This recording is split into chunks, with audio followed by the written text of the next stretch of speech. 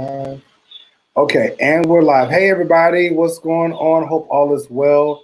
Listen, before we go live, just want to make sure that we cover ourselves when we say whatever we need to say, that we offer this disclaimer. Content disclaimer.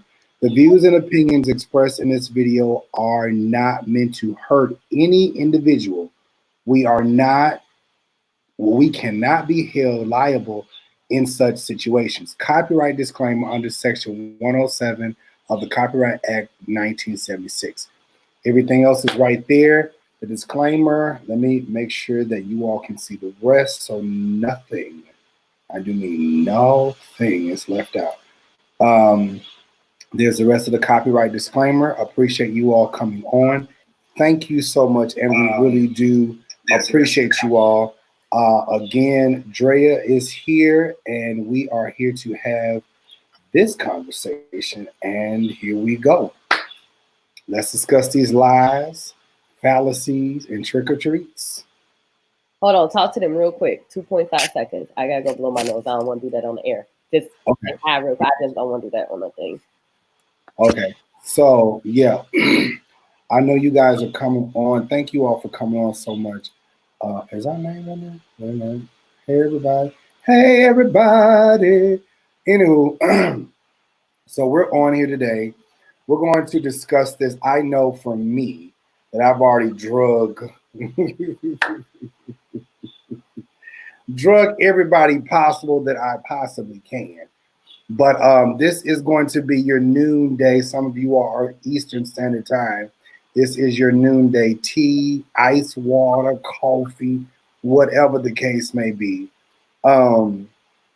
Since the people really want the attention, we're going to give it to them.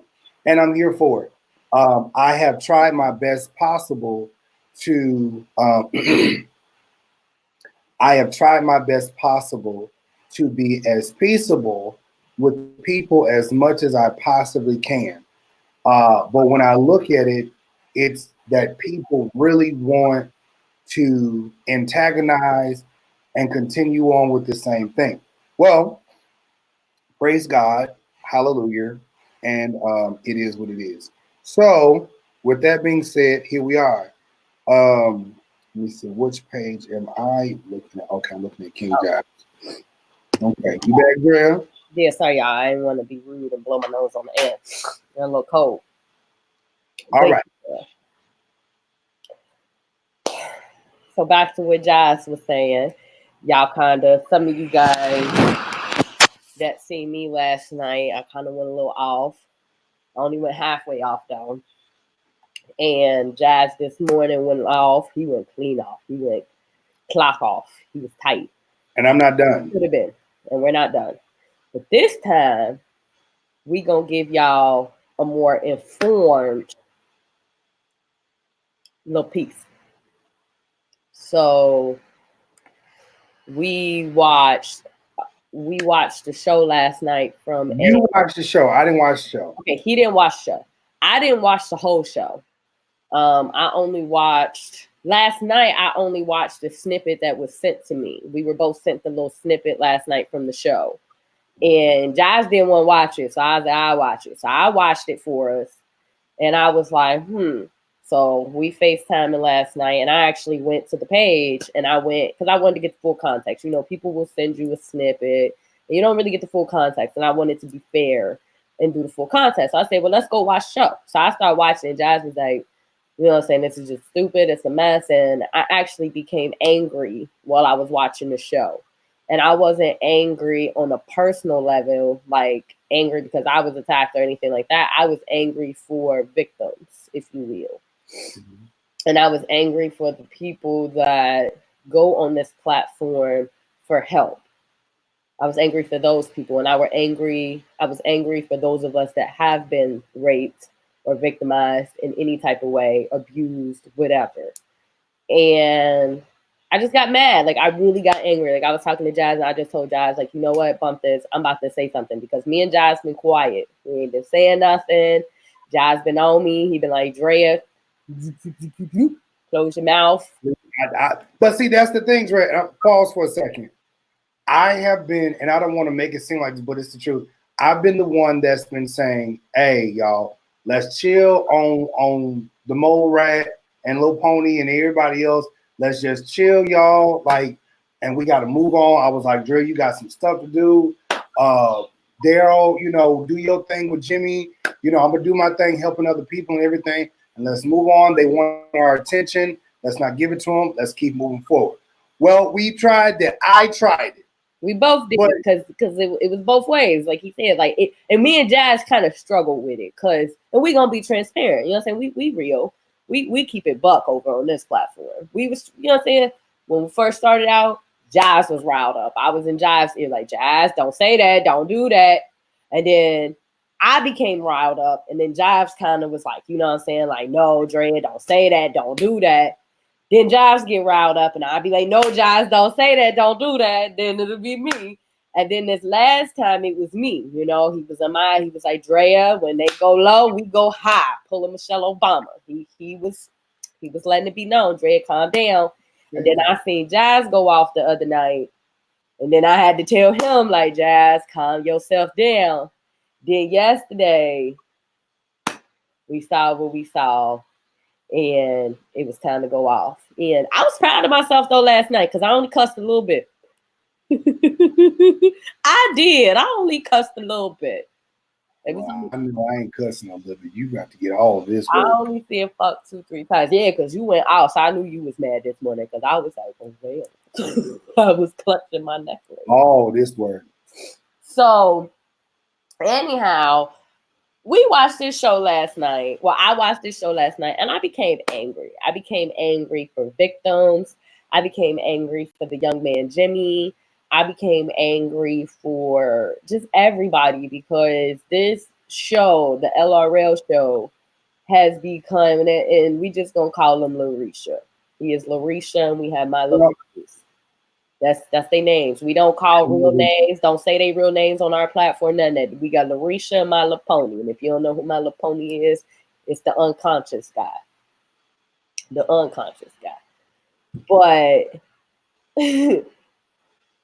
I'm watching the show last night and it just makes me still trying to be nice though. Because we not being because my whole thing is this. It's not even about being nice. It's just I'm talking about me. I'm just like. But that's the thing. You're not even necessarily trying to be nice, though, Jives. Like, you are more or less, you just trying to keep the peace. It ain't even about being nice at this point. It's just, we was trying to keep the peace because at the end of the day, we all so-called had the same goal.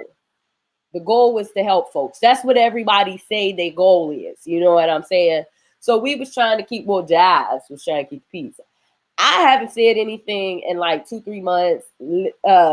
Jives ain't said nothing in about 2-3. Okay, fine. I ain't even gonna lie and say 3 months. It was like maybe a month and a half. It felt like it's been a month, about a month.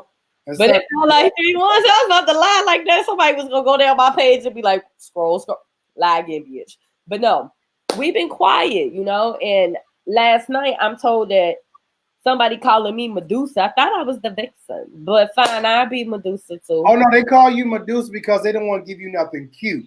I gave him My Little Pony because it's a cute little doll. But it's like, but you see what I'm saying? Like people want to play this dirty stuff, and I'm just like, I'm really over that because again, like I said, you know, if I call myself and we just up here talking, and I'm really like, I'm just cut dry at this point.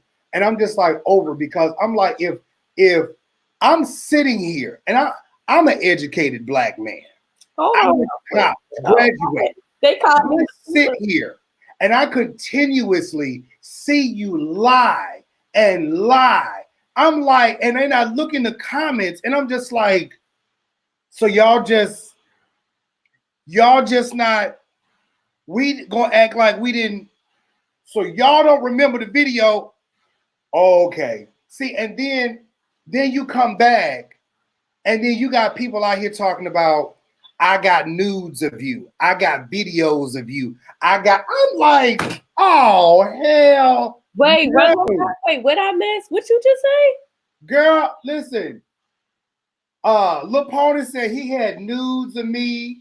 He had pictures of me. He finna spill all the tea on me. And I'm like, baby, we ain't have no, like, you know, we didn't have no, baby, I didn't smash you. I'm like, you know, Like we ain't never had nothing but a Instagram video chat, which was nothing but like maybe a couple minutes and a phone call. And you know what? To be very honest with you, let me go back through my phone because I want to see that I get that conversations. Mhm. Wait a minute. Go ahead, Drill. Let me just. I want to snap real quick. So okay, so they keep giving me like all these names and stuff, right? And they keep calling me like all these, I guess in they whole thing, they're supposed to be, I guess, insulting me or something like that. Or they are supposed to be trying to like, I don't know, I guess insult me, right? So they call me Medusa, right? So let me tell you about Medusa real quick. So it says, it is said that the blood that comes from the left side of Medusa's head has the power to take life. That was good. While the blood from the I right got it, side Daryl. of Medusa's head has the power to resurrect the dead. So one side of me has the power to take life, and the other side has the power to resurrect the dead. Well, I'm resurrecting all the voices that have been silent, all the voices that have been muzzled, all the voices that these two assholes like to throw away to the side. I'm resurrecting us. And we are deading the silence. We are deading the spirit of intimidation and fear. So I'll take Medusa because, yes, that's what I'm going to do. I'm going to resurrect those of us that you tried to kill, and those of us that you spoke death over. We are resurrecting now. So I'll take the name Medusa. Thank you. Because one side, yes, we have Medusa, you know what I'm saying? She can kill and she can resurrect. So I just want you two bloggers and vloggers to understand that we are no longer going to be silenced and bullied by you guys. It's not happening no more. So I'll take Medusa. Thank you. Appreciate it. You give me that you try to speak negative or death over our lives, anything that you give me, I'm going to take it. I'm going to capitalize on it, and I'm going to brand it, and I'm going to build it, and it's going to be mine. So the vlogger and the vixen, you thought that was cute. You tried to use that to attack us, and a vixen is supposed to be a female fox, and a vixen is supposed to be someone that's quick to anger, and we're supposed to be someone that stands up, but also they are protectors as well. So when you talk about something and you want to try to put us down, thank you. Because now we have the vlogger and the vixen show. And I'll take Medusa because Jives and I are literally going to take those that you try to silence and muzzle, and we're going to resurrect them. And we're going to be a force that you can't reckon with, period. So thank you yet again. Go ahead, Jives. So I think I've already did my good reading, but I've always got a little bit more. So let me say this. And I think for me, I want to seemingly address the stupids in the comments. I gotta get my charges. No, Daryl ain't getting no direct deposit yet. let me say, we gotta address. Let's just go ahead and jump right on it. You want to jump right all on in these comments? Y'all in these comments, hey Miko, y'all in these comments. See, my sister, Dre's my sister, Miko's my sister, Nay, all of them, my sisters ain't finna let nothing happen to me. And I'm not gonna let nothing happen to them. They sat there and watched that video. And see, for me, I have been saying to them, hey, y'all want to see nothing, keep it over there. Boom, I'm trying to keep my woo star going on. And I'm just like, after the news, folks claiming that they got nudes and shit, and then you turn around and now you want to be out here. You defame a huge company that you couldn't get on. And you want to say that they're paying us. Bitch, let me tell you something. First of all, anything that I do is worth more than $10,000 motherfucking dollars, bitch. First of all, I need you to know that. You sat there and took $10,000 motherfucking dollars from E. Dewey Smith and you lied. See, that's the problem. Y'all sit out here and you take for gold what this bitch is saying. And maybe I shouldn't cuss as much because I did all my good cussing earlier. But goddamn it, you sit out here and believe this man instead of reading this shit. And then the bitch got the nerve to get on the platform talking about, oh, they want to be like the LRL platform. You goddamn roach infested. Wait. Let's, because you about to go off and we gonna do this the right way today. We gonna go off, but we gonna go off. He gonna go off, y'all. I can't control it because he gonna go off. But I'm gonna choke him like Bar Sensei. That's how I'm gonna have you doing the whole time. But let's just talk about what really happened on the show last night. Last night, LRL Larisha got on the show and he starts breaking down the history of what happened with Mr. Battles, and we're gonna call him Mr. Battles. So Mr. Battles and Mr. We gonna call him. Should I address that situation? We are. I just wanted to bring out some facts real quick so we could talk about it because I took some notes. See, I was taking notes today.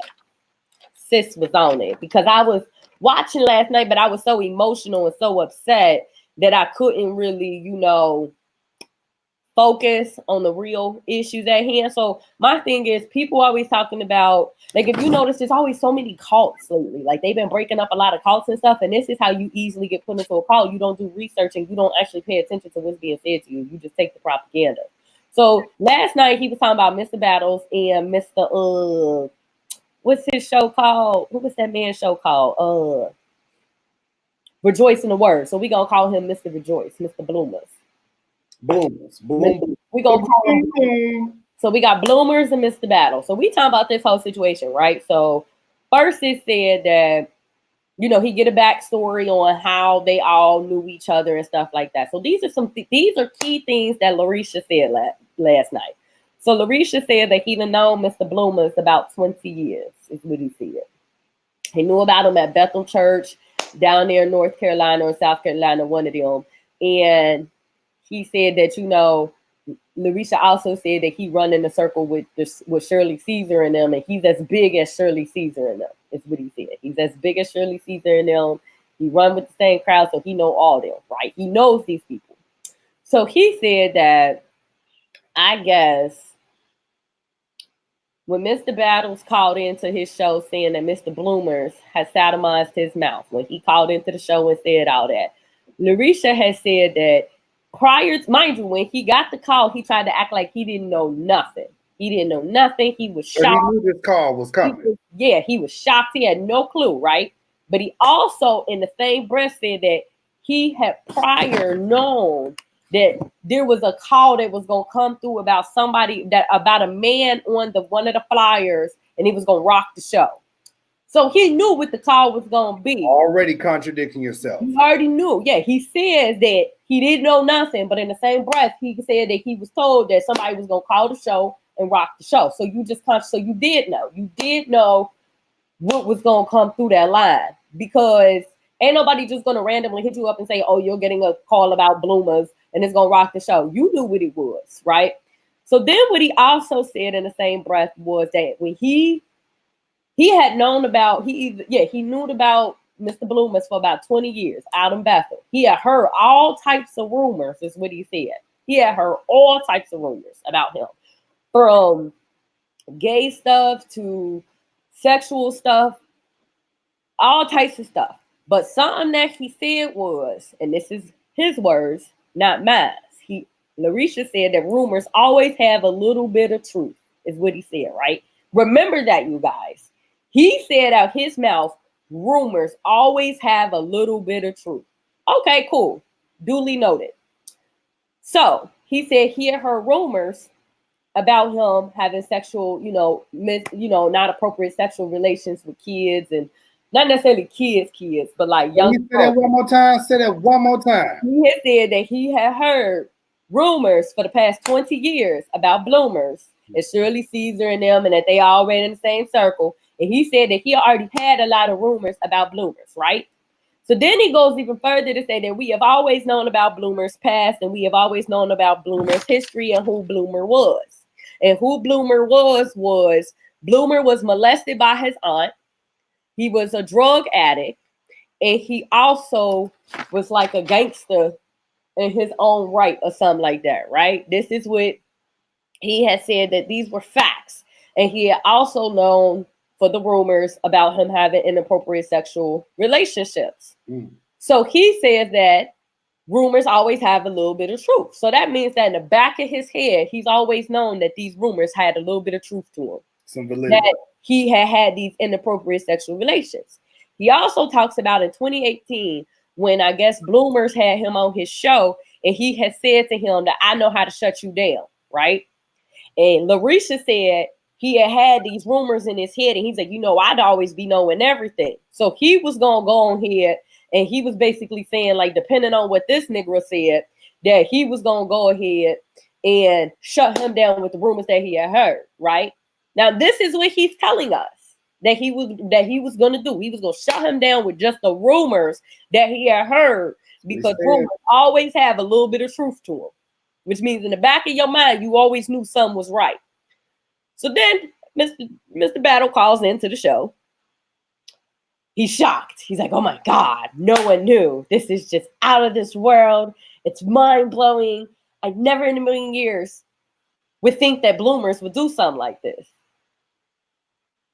Why not? Because you've always heard the rumors for the past 20 years, and it's always a little bit of truth to the rumors. So then he goes even further to say that after talking to Mr. Battles, he called Jordan. He calls Jordan, and Jordan says that out of his mouth, you know, dang it, I tell these preachers they need to get their stuffs together, all that, right? Cool.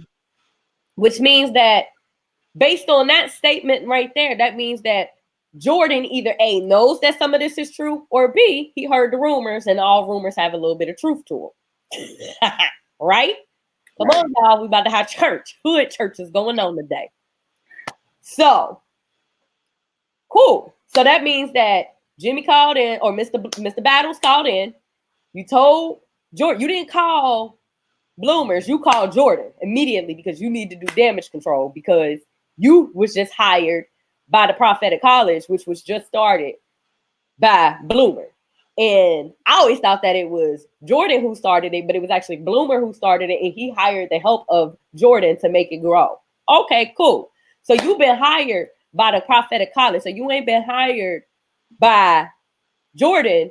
You've been hired by Bloomer, because the Prophetic College is Bloomer out of your mouth. He started this. Jordan was just hired to make it grow. So if you get paid by the Prophetic College, that means who put money in your pockets? Bloomer. Come on, y'all. Let's all. Who told you to clean this up? Let's learn. Come on, y'all. Let's learn today. Y'all gonna like this education I'm giving y'all today. So what we know now for a fact is all rumors have a little bit of truth. You're paid by the Prophetic College, who was started by Bloomers, so which means that Bloomers is paying you. And at this point, Jordan is just your mentor, right? Okay. So we now all have it together. So now we got the connections, the 6 degrees of separation that's coming together. So after he talks to Jordan, I guess he gets in touch with Bloomers. Him and Bloomers has a conversation. And after talking to Bloomer, mind you, we don't know at this point what was said, but after talking to Bloomers, he found the story to be inconclusive. So Mr. Battle's story is inconclusive after one conversation with Bloomers. Right? That's what he says in one breath. But then, can we get the organ? Oh. But then. Wait now. Hold on now. One Maquito. Wait 1 second. Wait a minute. Start that thing back over again. So let's run it back, y'all. So what we know is all rumors have a little bit of 1 second. We know that Bloomers started the Word Network, and Larry is paid by the Word Network to advertise them. So that means that Bloomers is paying him. He said that after one conversation with Bloomers, the story was inconclusive, right? And our little brain goes to thinking, well, why is the story inconclusive? What did Bloomer say? Well, of course, because Larry talks so much, Larry has to tell us what he said, right? Mm-hmm. Cool. So what he said was, when he talked to him, he told him, when he first brought the story to Bloomers said that he did not know who he did not know who Mr. Battles was. He said he did not know who Mr. Battles was. But prior to that, he started to tell Larry or Larisha another story. When he first came to him about it, he told him a story about something previously that happened, right? So now if he called in on a public platform talking about Bloomers, you think Bloomers ain't go back and watch that to know what was said? So if Battle said that he sodomized his mouth, and Larisha addressed this with him, and he says that Bloomers tells him about another story, but after listening to the story, it wasn't the same story that Battles told, it was a different story. That tells you that Bloomers confessed to doing something to somebody. That's right? Mm-hmm. Is that what I put together? Let me run that back to y'all. You know, the lies get so confusing because lies and stuff cause chaos. Confusion is in chaos. So let's break it down again for him. He calls Bloomers. Bloomers start to tell him another story about another person. But after listening to the story, he says that this is not the same man as Mr. Battles. Bloomers said he don't know what Mr. Battles. But if he's telling some type of story, because it's clearly about sexual abuse, is what Larisha is addressing. If he's telling a story, that means that there's another victim out there. Now he said in the audio, he said, "Oh yeah, I know him. That's him." Oh, but where that came from was Larisha says that he had to send a picture of Mr. Battles to Mr. Bloomers so that Mr. Bloomers could know who he is. But if he didn't know who Mr. Battles was, and he's saying that he had never did this to Mr. Battles, what did you do to that other person that you was telling the story about? Why them details ain't get leaked, Larisha? Because you be quick to leak some details. Why you ain't give us the details of that story that he told you? Woo, I'm along. So then Larisha goes even further and says that the reason why the story was inconclusive is because, let me find it, every predator, these are his words, these are his statistics that he threw out, because y'all know he loved to give us some stats. Wait. Miko just texted me. She said, Larry said in his text to Battles, Bloomer knows he did it.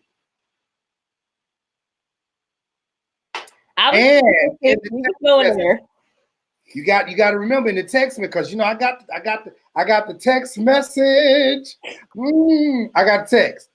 He said to Jimmy, "Do you want me to have a female to get a picture of what his dick like?" What did Jimmy say? He said, "That's okay, because I already know what it looks like." He said, "The Bible says it was a small thing." You testify what you know until you testify. Reach the back of his throat is what he said. That's what he said.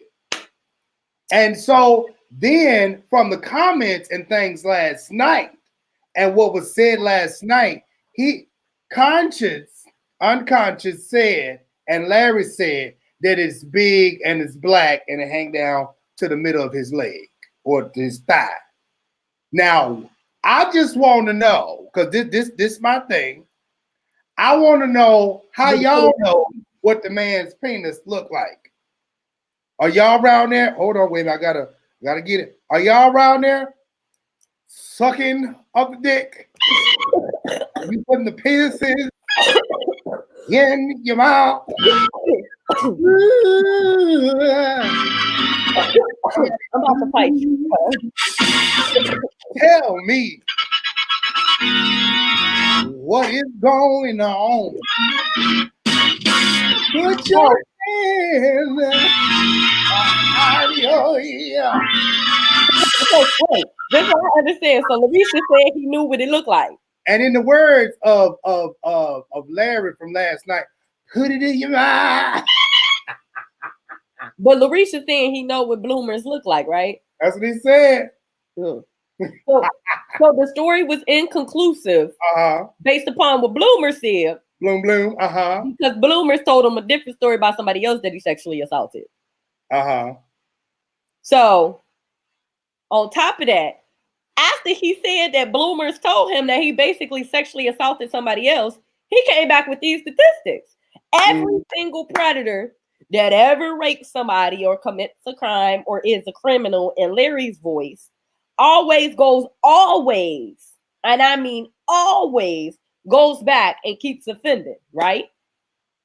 So if you telling me that Pause. Now, I don't know if I should cuss right now. Don't take us off topic. We got education right now. We're going to have education. But what I want people to understand is if you're going to come on this video right here and going to tell me, us, the vlogger and the vixen, that we don't understand, we way off. Now, here's my thing. Don't keep them. Don't give them that. Don't give them that. You want to know why I say personally don't give them that? Because we done had this conversation. How relevant are they right now? We got education going. We out here to educate the folks. If you don't be educated, you ain't got to be educated type of way, baby. We got moderators. Let them moderate away. Get your education. Don't even delete them, moderators. Let them have their opinion. They say we don't understand, we don't care. That's fine. But we about to gain understanding right now. And let them have their opinion. It's off the chain. He said the reason why the story is inconclusive is because Bloomer told him about him doing something to somebody else. That's reason number one. Is that reason number one, Jives? Reason number one. He told him about him hurting somebody else. So right there, immediately, the story became inconclusive in Larisha's mind. Okay, he just confessed to hurting someone else, but the story inconclusive based off of that, number one. Number two, every single time somebody do something, rape somebody, they would go and rape other people. And it's every single one was Larisha's statistics. And he also saying that I guess basically Bloomers would never go and rape somebody or something of this nature, right? Cool. Well, according to the statistics that I got from Wayne State University, as well as Georgia State University, Bloomers is, if he did this, now I'm not saying he did it, and I'm not saying he didn't do it because I don't know and I wasn't there. But according to the statistics of Wayne State University and Georgia State, Bloomers, if he did do this, would be considered a low common offender, is what he would be. So the statistics are some men commit 1 or 2 sexual assaults, then they stop. Other men maintain this behavior and they pick up pace. So you have 2 types. You have a high common offender and you have a low common offender.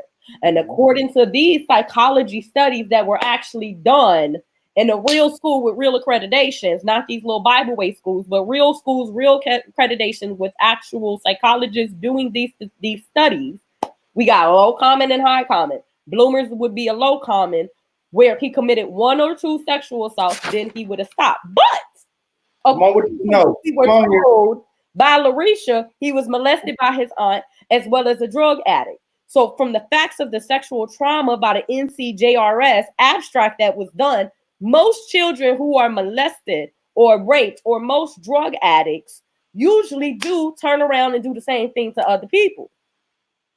And that comes from the NCJRS abstract done on sexual trauma in their childhood. So the statistics are already against Bloomers. Statistics are already against him. The fact that he was molested as a child and he's a male and he was a drug addict already makes him a higher statistic to do that to others. Not saying that he did, but I'm just saying it makes him statistically more at risk to commit these crimes. And we already know from Larisha, he confessed to doing something to somebody else. So am I saying that he did this to Battles? No. Am I saying that he didn't do it? No. Who do I believe? I believe Battles. That's just my personal opinion. Larisha says that he got 5 degrees. 5. 1, 2, 3, 4, 5. He has 5 degrees, right? But he didn't know that clause number 6 on his consulting contract that he signed, clause number 6 said that he can't talk about Smitty or anybody else for that matter. And number 7 said that he was not contracted at all to work for them. But you got 5 degrees and you said it was peppered and it was snuck in. With 5 degrees, you couldn't read and write. You say Bloomer illiterate. Who really illiterate? You were Bloomers. Because according to your 5 degrees, you should have been able to read in clear print. Wasn't in fine print, clear print. Clause number 6 and clause number 7. You say you never took money to silence victims. Really? Well, I think Smitty will have something different to say about that. Now, find me a contract that has my name on it, that has Jives' name on it, and has Daryl's name on it, that say clause number 6, we was told to do such and such. We was told to drag Bloomers and Jordan. Find me a contract that says that with my signature, Jives' signature, and Daryl's signature. Because I got a contract with your name on it that you took money to hush people. But you're alleging that we took money to bully y'all for the Word Network. Show me my contract because I got yours. Christian Post put yours out. Find me our contract. Did you sign your name, Jives? Did Daryl sign his name? Do you know? How much did you get?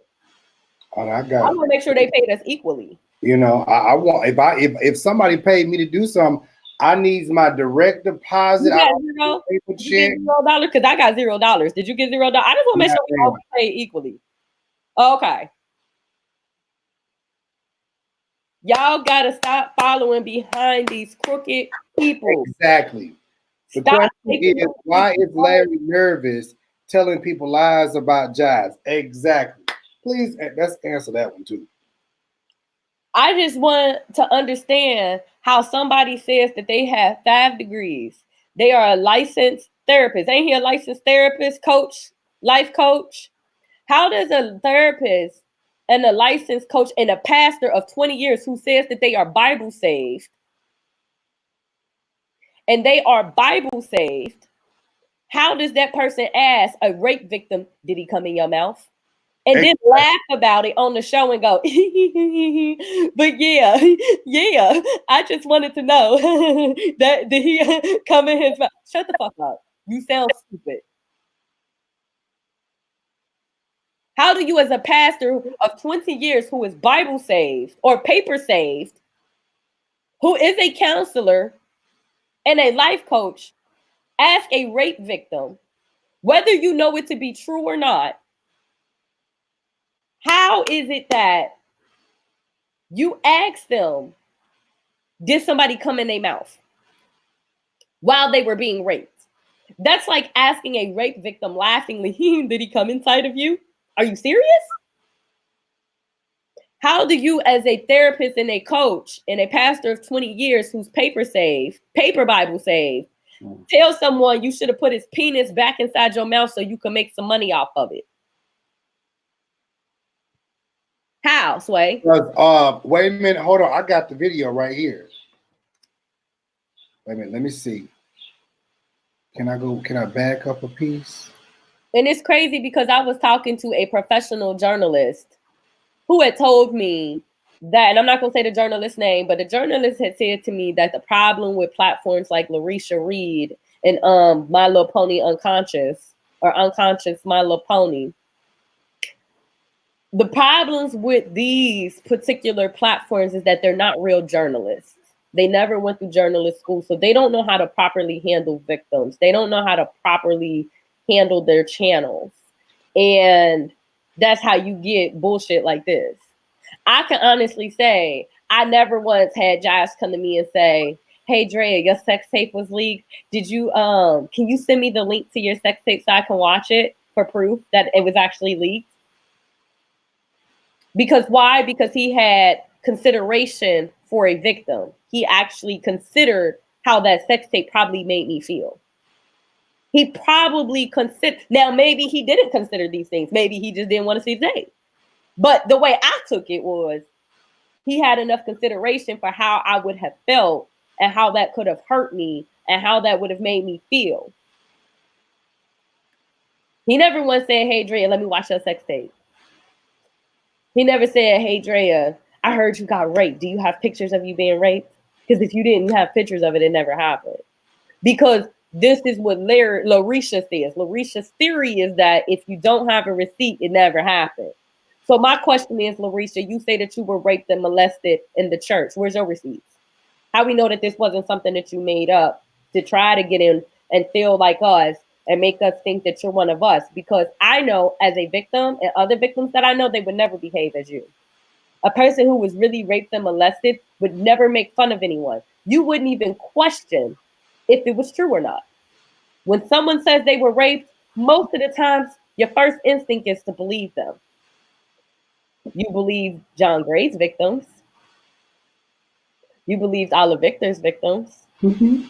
You believe Well, you believe all of Victor's victims, and then turned around and made you into a vixen, which hint the blogger, the vixen, and you're a liar.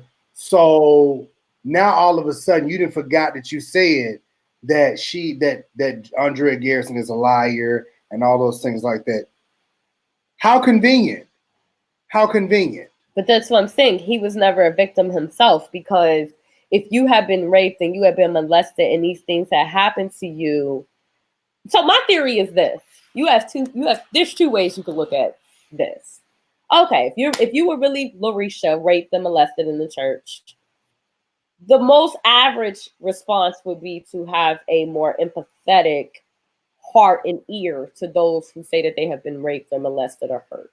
You would be more empathetic. That's your natural instinct. Or you could be a predator and get off on the shit, so you think it's funny and you start a show. Which one is it?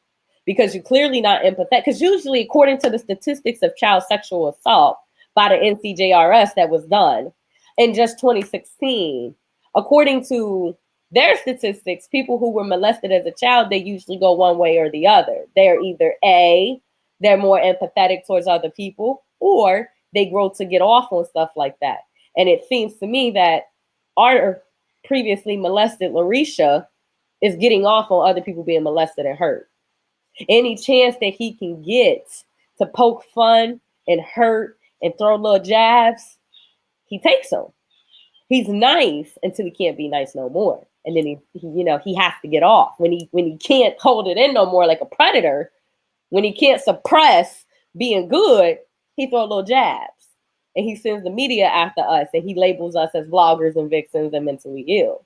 I mean, I'm just saying, you're saying that we're these bad people and that we're the mentally unstable and we're the ones that our trauma in our past has affected us so negatively, but yet we seem to be the more empathetic ones, and yet you seem to be on the predatory side. I'm just saying, these are just my thoughts. I'm just thinking out loud, as Sharon says. But also, if you're supposed to be a professional, and see, this is my thing with it.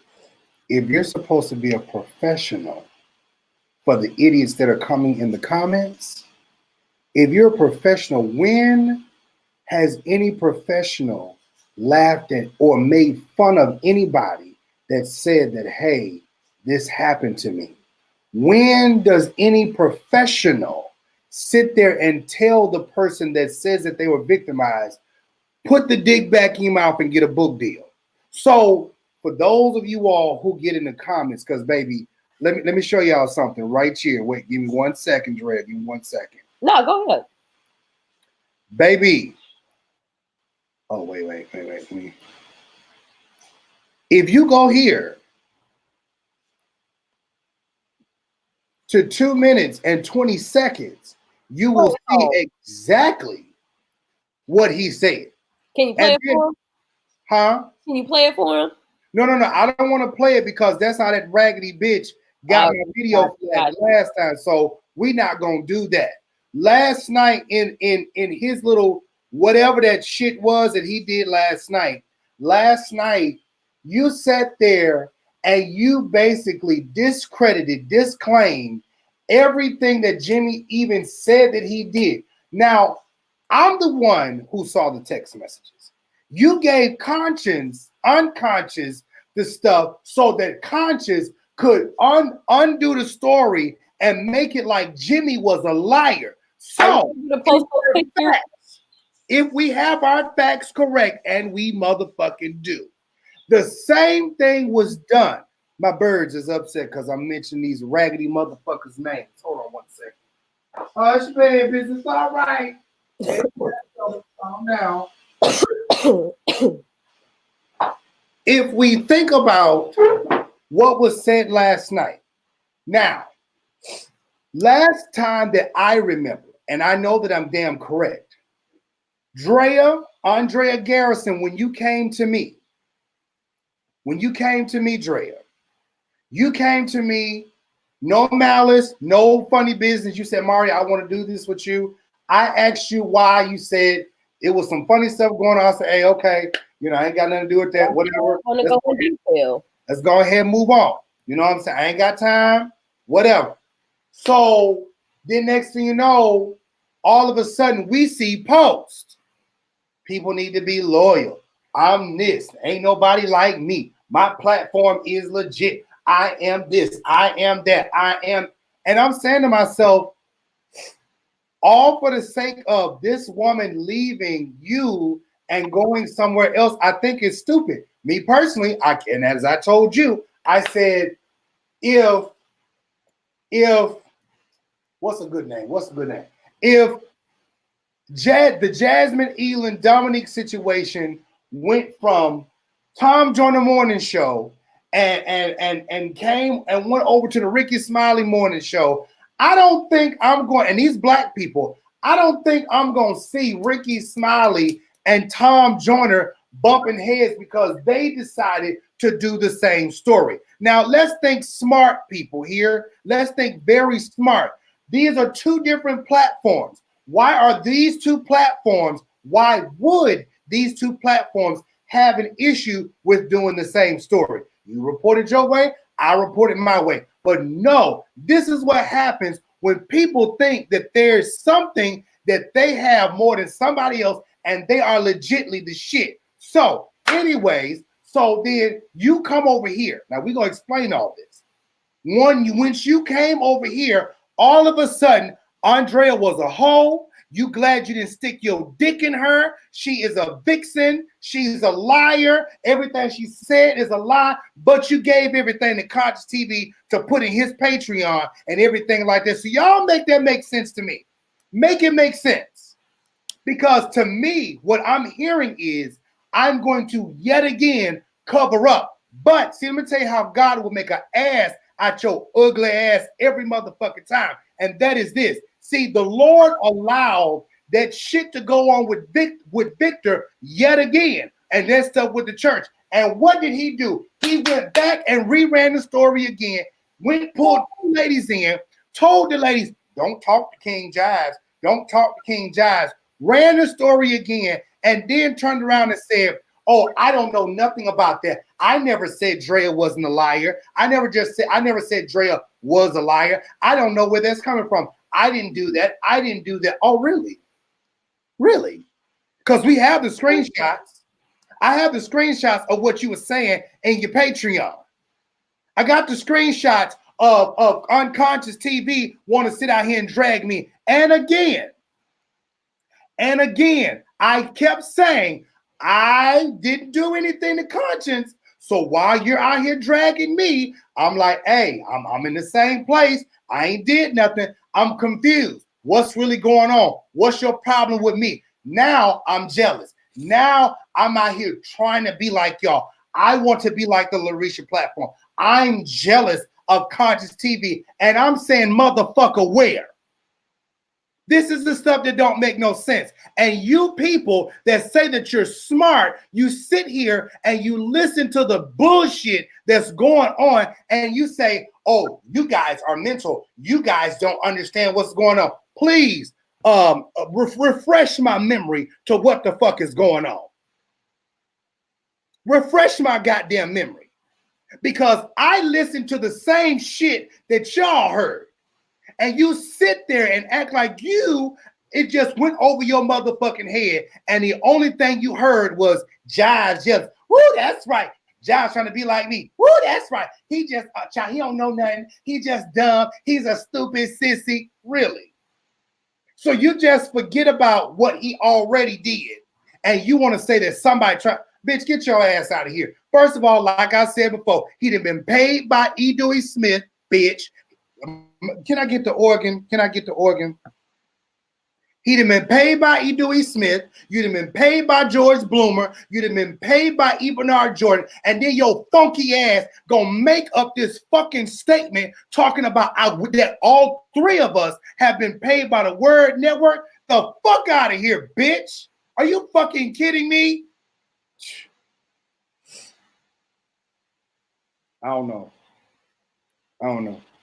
You just went off like that, man. I'm not done. But I'm just getting started, bro. I'm clutching. I'm clutching my pearls. They crazy. Because I'm gonna tell you something. I ain't worried about nobody trying to discredit me or saying anything. Because I'm gonna tell you something. From day one, when I started my shit, I came out the gate and I told people, if I lie, you can find out that I'm lying and you can drag me. And if I'm telling the truth, stand right there. So please explain to me, why would I sit out here and put out motherfucking lies when everything that I've said has been the motherfucking truth? Okay, Drea, you weren't around for this, but when I did Juanita Bynum's story, I presented facts, proof, and goddamn evidence. So please explain to me how everybody dragged me because I'm sitting out here telling the truth. But then all of a sudden I'm a liar. And then when I presented the facts that Miko Dooley actually married Juanita Bynum's cousin, which was David, everybody was like, oh no, better yet, let me take it even further. When I told y'all I had some information on her godmama, and everybody told you ain't got this, you ain't got no sex stuff, and I dropped that stuff December the 31st, everybody shut the fuck up. Because I had facts and I had proof. And what they tried to do was they tried to shut my YouTube down. They tried to shut my Facebook down. They tried to shut my website down. But they couldn't say that I didn't have facts. And I presented everything. So now this little weasel ass, punk ass motherfucker want to sit out here and discredit people. Why? Because your nothing ass. He's not discrediting. See, that's the thing that people have to understand. Don't say that because that's not true. He's not discrediting anybody. He's trying. Yeah, he's pretending to discredit us, but there is no discrediting because to discredit, let me discredit, right? This is what discredit actually means. Let's look up because you know he likes to say he got 5 degrees and he can read. So when you discredit someone, you are harming the reputation, you're harming the good reputation of someone or something. So that means that he's trying to, you know, dishonor us. And at the end of the day, he would be saying that to discredit us, which means that we would have to be a disgrace.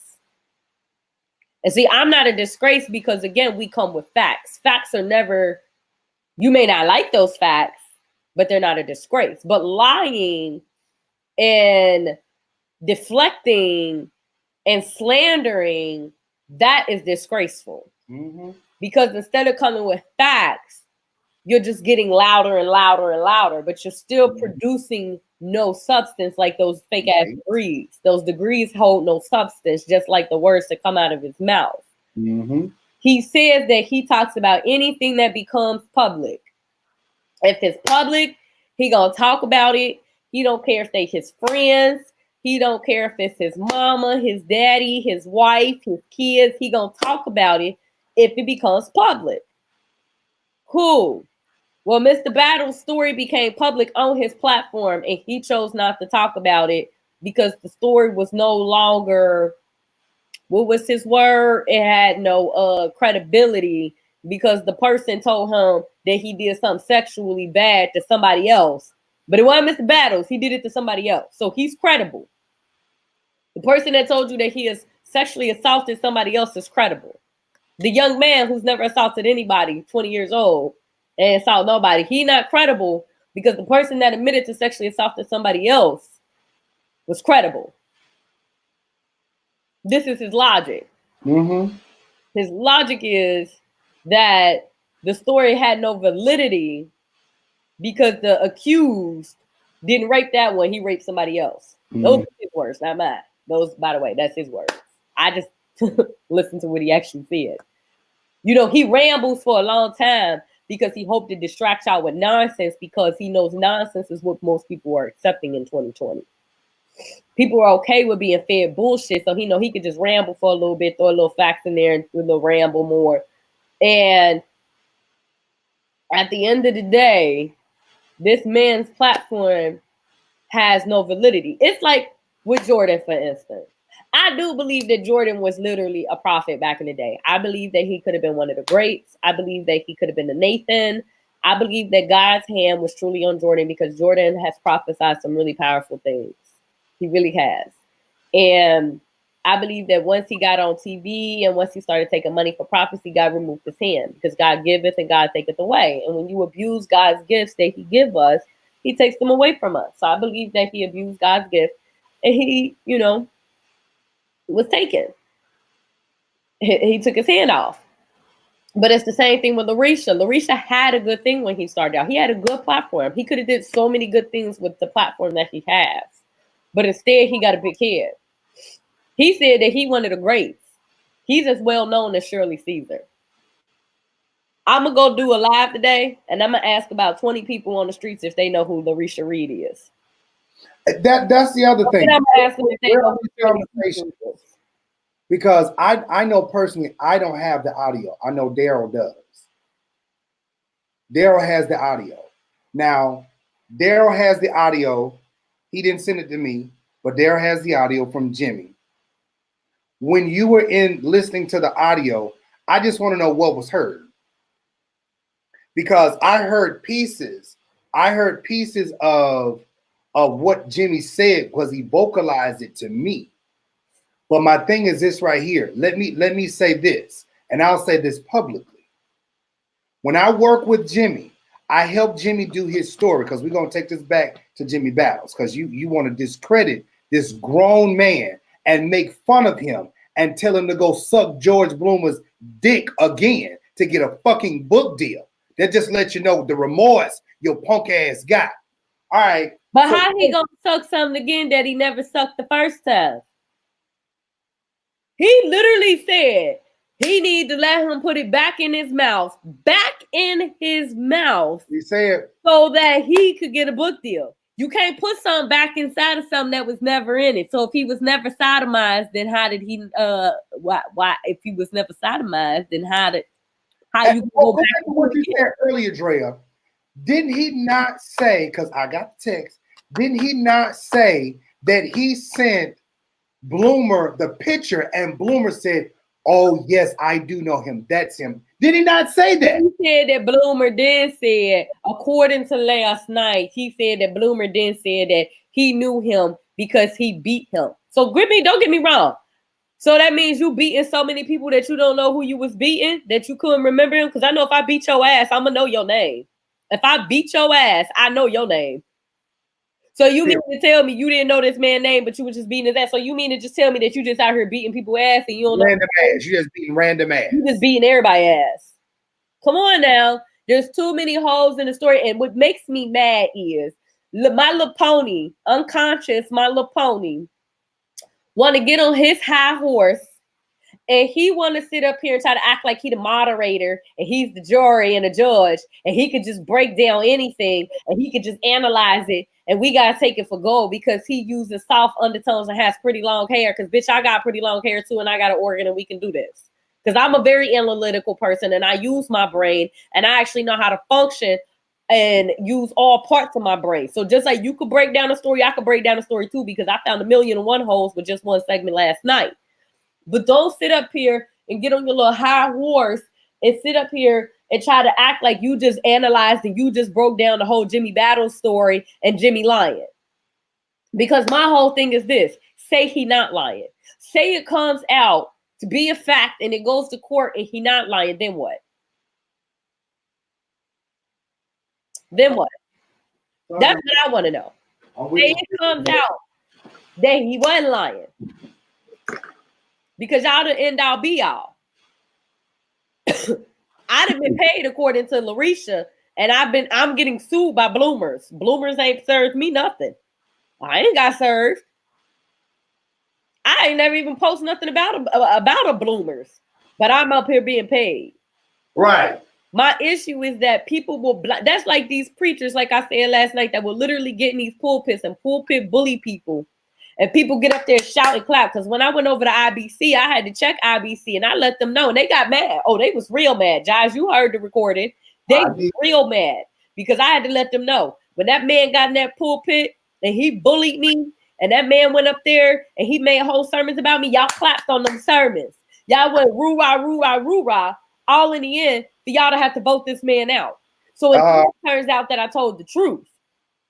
So now y'all want to backpedal. Now y'all want to feel bad because y'all was clapping and shouting. So all the people that's over here clapping and shouting on Larisha, bullying on this man, he wrong. And y'all wrong, and y'all just as bad as he is. Because how have you been raped, Larisha, and you've been sodomized, and you've been traumatized as a child, but then you turn around and you sit here and you put someone else through this, and then not only do you put them through this, you try to get them in the same room as their attacker, and then on top of that, you try to attack them and have everybody and their mama and daddy attack them because you covering up for your friend.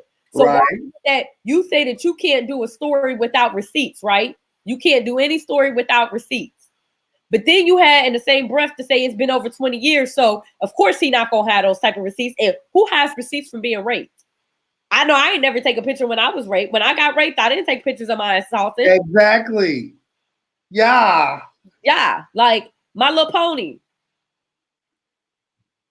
You know, come on, how do you tell someone that they were not raped if they were truly raped? and the rapist admitted to raping somebody else. Now, I'm not saying you did it because I don't know. I wasn't in the room. And I don't know enough facts or evidence about the story because I didn't really research it.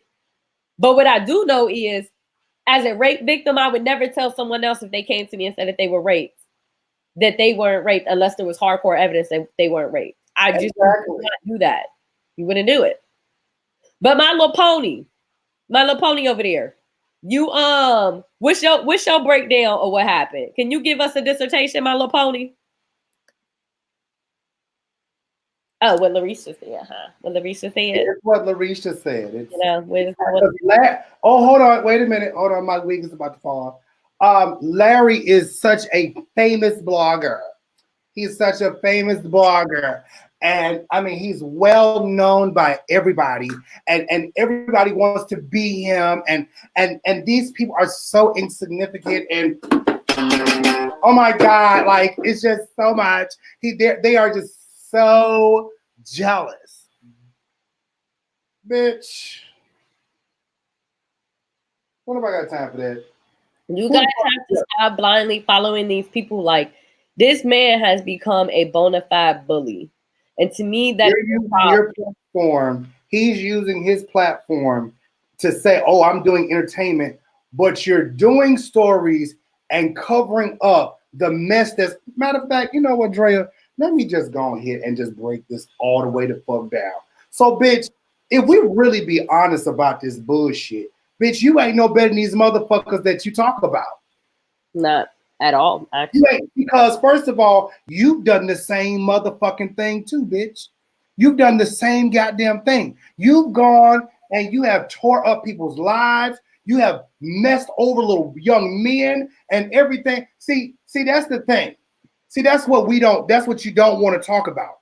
You want to talk about these other pastors and call them all type of raggedy and all this type of shit. But bitch, you've done the same motherfucking thing too. Question. And I need an answer. Why did you leave South Carolina? You left your church in South Carolina. You tried to start that bullshit in Atlanta. We got credit card fraud and all that type of bullshit like that. Let's talk about that. Let's talk about these young men that have been to the church. Huh? And if bloomers out here fucking and touching young men, what the fuck is E. Bernard Jordan done? Because E. Bernard Jordan said we've all done something. Ain't that what he said? Okay. And then y'all got the mitigated gall and audacity to sit out here and say, they're lying. Oh, they've been paid by the Word Network. What the fuck the word network gonna come to me and do anything for? What they gonna come to me and say? What they gonna come to me to say? Whoa, and better yet, let's go here. Now, Drea, we really don't have to work too hard. We ain't gotta work too hard. Cause you know, My Little Pony got a third eye, right? My Little Pony got a third motherfucking eye. Bitch, if you got a third fucking eye, why can't you see? If you got a third eye and you in the spirit, bitch, why can't you hear? See, that's the problem with folks that want to act like they so motherfucking deep and goddamn spiritual. You can't see and you can't motherfucking hear. You got this bitch drawn on in the middle of your motherfucking forehead, but you can't see the fact that you out here protecting. Or better yet, the better question is this right here. The better question is this. What did they give you? What did they give you? That's my thing. What the fuck did they give you? Because you flipped on me like fast, like white on rice, bitch. You flipped on me like grits. Was this in the motherfucking plan too? Because I know I ain't did a goddamn thing to you. Baby, you done flip-flop on me and turned on me, baby, like I set up out here and I ran over your motherfucking dog and delivered him on your motherfucking doorstep. That's what I got a problem with, because I ain't do nothing to you. From the get-go, I said, don't get yourself involved in this. As a friend, oh, I'm sorry. As baby daddy, I was telling you, don't get involved. Please do not get involved in this. Please. And you did what the fuck you wanted to do. Now you out here rowboating, flip-flopping, and trying to sit up here and take up for Larry. I'm confused. I'm not confused. But I am confused at the fact that all of a sudden, I go from baby daddy to I'm motherfucking Goku. I'm motherfucking every bitch and everything like that. Make it make sense, conscience. Make it make sense. What the fuck did they give you, sir? Ma'am? The fuck did they give you? I didn't do shit to you, but you out here dragging the fuck out of me. This is the thing that's so fucking irritating. And y'all in them fucking comments act like y'all can't motherfucking see. But y'all want to get over there on these folks' platform and talk about, Jives is copy. No, bitch, Jives ain't trying to copy nobody. I was trying to protect somebody I called a motherfucking friend. But this person who considered himself my friend allowed some raggedy ass motherfucker to get on his goddamn platform and to drag and to talk about me. But then you gonna say, I was just allowing them to give their side. Bitch, I told you. I said, don't do it. I said, don't do it. Kedra, yeah, if he wanted to call in, he could call in. But I just want a number. That motherfucking bitch ain't gonna call me because, like the fuck I said, you did what you wanted to do because that's what the fuck you wanted to do, and now you sitting up out here. You gotta protect your name and your fucking brand because you look like a complete motherfucking asshole because you trying to protect somebody, and your third eye is motherfucking already told you that this motherfucking bitch is a goddamn liar, and you know this shit. I can see it. Everybody else can see it. So what the fuck are we doing? So I just want to say this based off of what you just said. So everything that you just said, and so can we be transparent? Can we have a candid, transparent moment for the viewers real quick, y'all? So I want to go back to say this then. So y'all just seen this whole entire situation just happen. And I said this to Josh the other night. I said, someone making sense to me. I said, I don't understand how or why there's this conflict between My Little Pony and Jives. I didn't understand it. Somewhat adding up to me. I said, there's something that I am missing in this whole thing. And I was like, it's got to be more to this. And I said, from what I could understand, you were hurt. And Jives was like, you know what I'm saying? I'm like, listen, I'm not saying you're ready to jump off a building hurt, but I'm saying you are hurting and you can see this. But this is yet again to go back to Larisha, where this platform is causing a lot of hurt. It's causing a lot of discord. It's causing chaos and it's causing drama.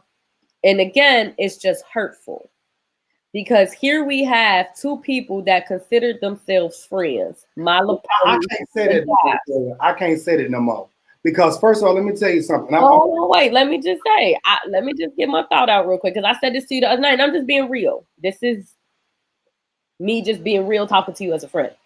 I'm watching the whole thing unfold, and I'm looking at because everybody kept saying that I was the common denominator, that I was the reason that all the beef had happened. I was the common denominator with the theory that was thrown out. But that couldn't have been true, because I never spoke ill of Jives to Larisha, and I never spoke ill of Larisha to Jives. I never did it. I truly didn't. I actually kept Jives from popping off a couple times when I first came to him, when he was tight about some other shit that happened. I was actually being a peacemaker. I just wasn't saying shit publicly. But at that time, they was already in their own shit, because Larisha had already done what he did to Jives. You know what I'm saying? So I was never the common denominator. The common denominator the whole time has been Larisha. I didn't understand how and why Unconscious and Jives was constantly having this friction. And it was just when me and Josh would have our private conversations about stuff, I just started picking up on certain things. And I said, you got hurt. And you got hurt because Larisha, the common denominator, came on Unconscious's show and dragged the hell out of him, and Unconscious allowed him to. So immediately, everybody want to say, oh, Conscious defended you. But he didn't. But he did. And that's the thing. He didn't. He sat there and he allowed Larisha to drag him and drag me. And my whole thing is, the common denominator in all of this is Larisha. And the problem with Larisha is that Larisha doesn't care who he steps on. He doesn't care who he hurts. He doesn't care who he uses to hurt other people. He truly does not care. I'll tell y'all how wicked this man is.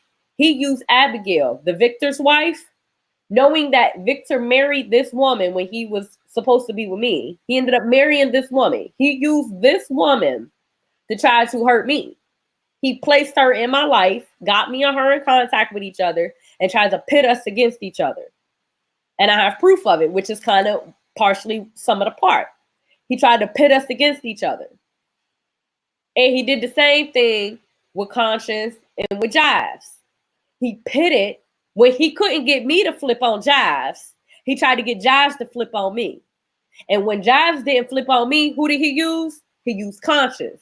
And he used Conscious to flip on Jives to hurt Jives. But he couldn't get nobody to flip on me, because I don't give a fuck one way or another. So let me okay, Dre, let me pause for a second. Let me say this. I don't want to imply that I'm so hurt, but it bothers me that, you know what I'm saying, I consider someone a friend, and then you turn around, slap, and spit in my fucking face. And then I'm sitting back looking like, you got to be like, and it's not even about picking a side, but it's like, I don't even have to be fucking spiritual to see this. I'm looking at this like, why is this man lying? Why? Hold on, wait. Miss Nico said, then why did you come to Jives after you fell out with Larry? So that's actually not what happened. So this is what happened. Larry and I have been working together. I hadn't actually fallen out with Larry. That's the thing that people aren't getting. I never actually fell out with Larry until he posted me in Patreon. That's when we fell out. I didn't fall out with Larry. I went to Larry because I noticed that he had lied on 2 pastors. And I also started to notice that what he was saying wasn't aligning with what he was actually doing, is what it was.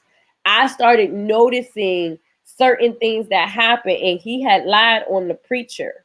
And when I found out that he had lied on this particular preacher, there was 2 of them. But the last one ended up on suicide watch. And when I addressed him about the lie, when I found out that he lied, he told me don't question the integrity of his platform, X, Y, and Z, right? So that's what happened. So I didn't actually beef with him, because after that, Larry then asked me to come on his actual TV show that he ended up doing that day. And I ended up turning him down. I said yes at first, and then I had found out that he was dealing with Vicky Yowie and them. And it was just certain things that he was doing that I didn't like. And I have the text messages, which Jives have seen. I actually told him that I didn't want to come on his show. He actually begged me to come on his show. Am I lying or not? He begged me to come on his show. He asked me if I could do him a favor and said, please, please, please, can you come on my show? Be my guest, because I was the biggest story on this platform. He tries to act like I wasn't, but that's why he raised my videos, because he didn't want y'all to see the amount of views that we had on those videos compared to stuff prior. So that's what happened, but we didn't actually fall out. I just started noticing him moving funny. And when I decided to change my law, and I wanted to do the bill, at this point, I didn't feel comfortable going on Larry's show because I had already caught him lying. And I didn't want him to do anything that would jeopardize me getting this bill passed, because getting this bill passed is actually very important to me. And I didn't know what would or what wouldn't disqualify me if something were to happen. You get what I'm saying? I didn't want this to be the platform backing me if he was already lying on other people. So I went to Jives. When Jives and I talked, Jives asked me, why did you decide to come here? I said, I noticed some things that I didn't feel comfortable with, but I don't want to go in detail. Is that what I said or not, Jives? I did not give him any extra details. I didn't go in depth about it. I didn't say anything bad about Larry.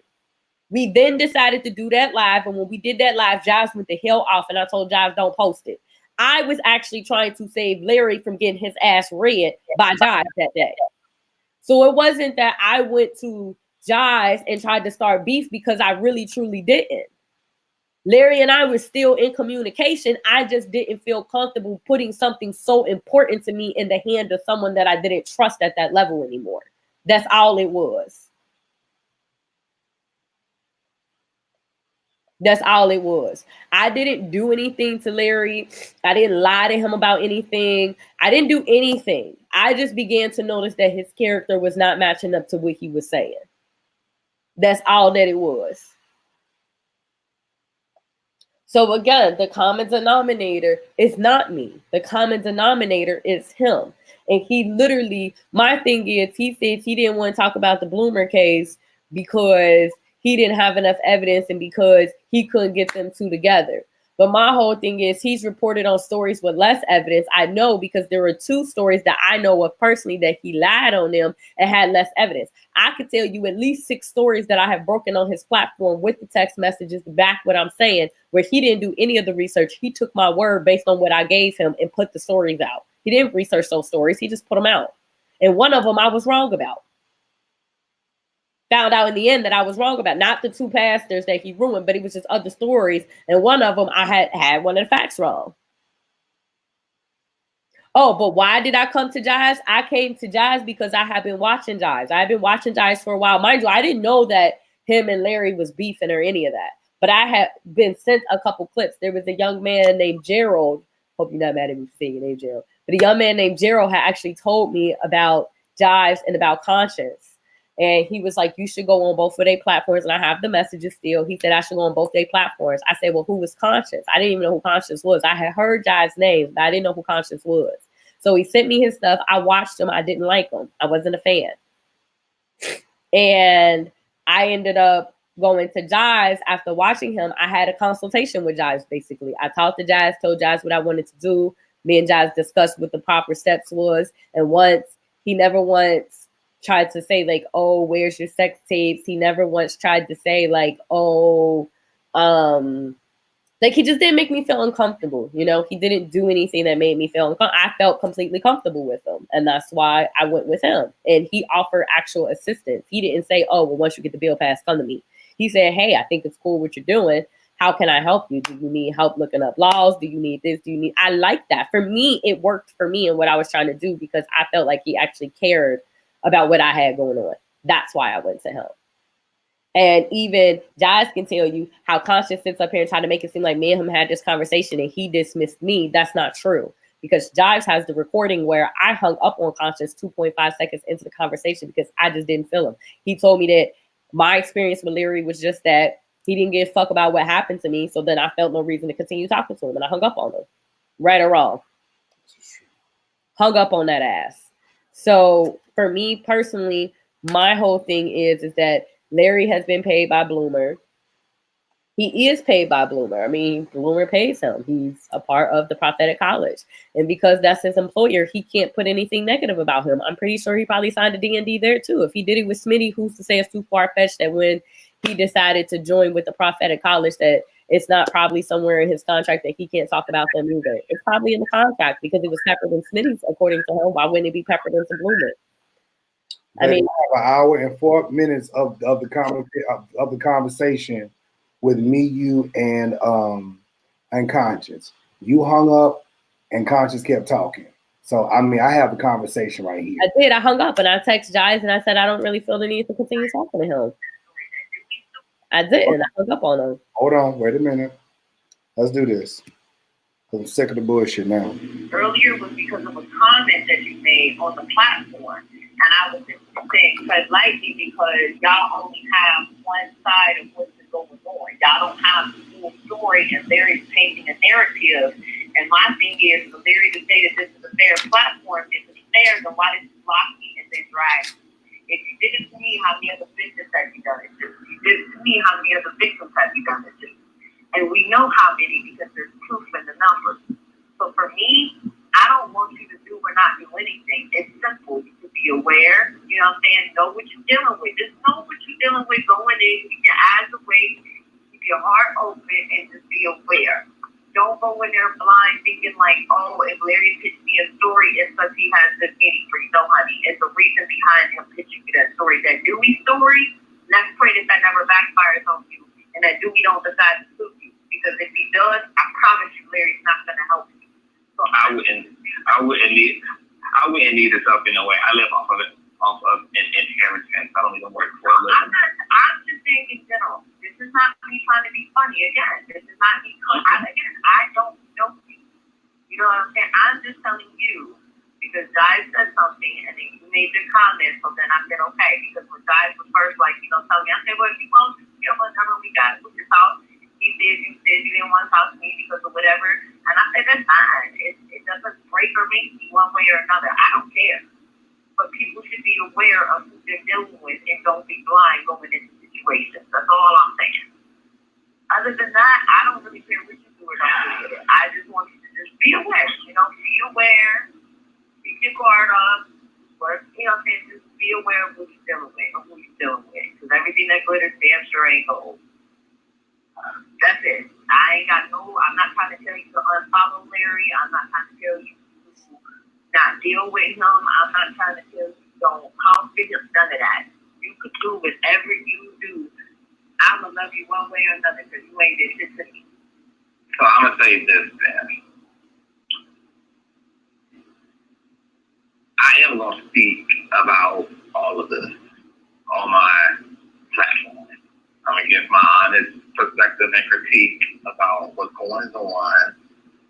As it relates to Larry, I'm okay with Larry being dead ass wrong in the instances in which he would be dead ass wrong, or in the instances in which he would be flawed, or whatever the case may be. I definitely would need the receipts to that because this is definitely someone who I know personally, and I can't just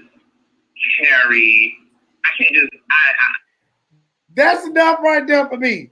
Baby, I still got an hour. Around when I hung up. I hung up on him. That's when you hung up because there's when no he more. When he said that he didn't care if Larry was dead ass wrong, I hung up because at that point for me, it wasn't any point in continuing the conversation. And let's be transparent because I see this Miko person. I guess this is your people's, your sister, but I see her in here basically trying She's upset because. No, hold on, wait. Let me talk real quick because I'm reading the comments. So I just want to we gonna be transparent and we gonna be open and we gonna be clear real quick. And I'm just coming for real and I'm coming clear because what nobody's going to do is try to paint me in a certain light or try to pretend that I'm doing something that I'm not. So let me clear the air real quick. So when I came to Jives, I never said anything bad about Larry. Actually, it was quite the opposite. Jives and Larry was already beefing. And mind you, Jives didn't say nothing personally to me about Larry. But when we went live, Jives went clean the fuck off about Larry. I never once came to Jives and said anything bad about Larry. Not once. And I could put that on my children. I didn't do it. I just simply said I didn't want to discuss it, that I just didn't like how he was moving. When we did the live, Jives went clean the fuck off about Larry. And that's when I realized that these two was beefing. And I have the messages and everything to back this because I then went to Larry and asked Larry, like, are you guys beefing? Like, what did you do to Jives? Mind you, Jives never told me anything that Larry did, but he went off on live. So when I went to him and was like, what is going on or whatever. He was like, I don't know about any beef or whatever, but I knew that it was a lie because I was watching Jives go off about it.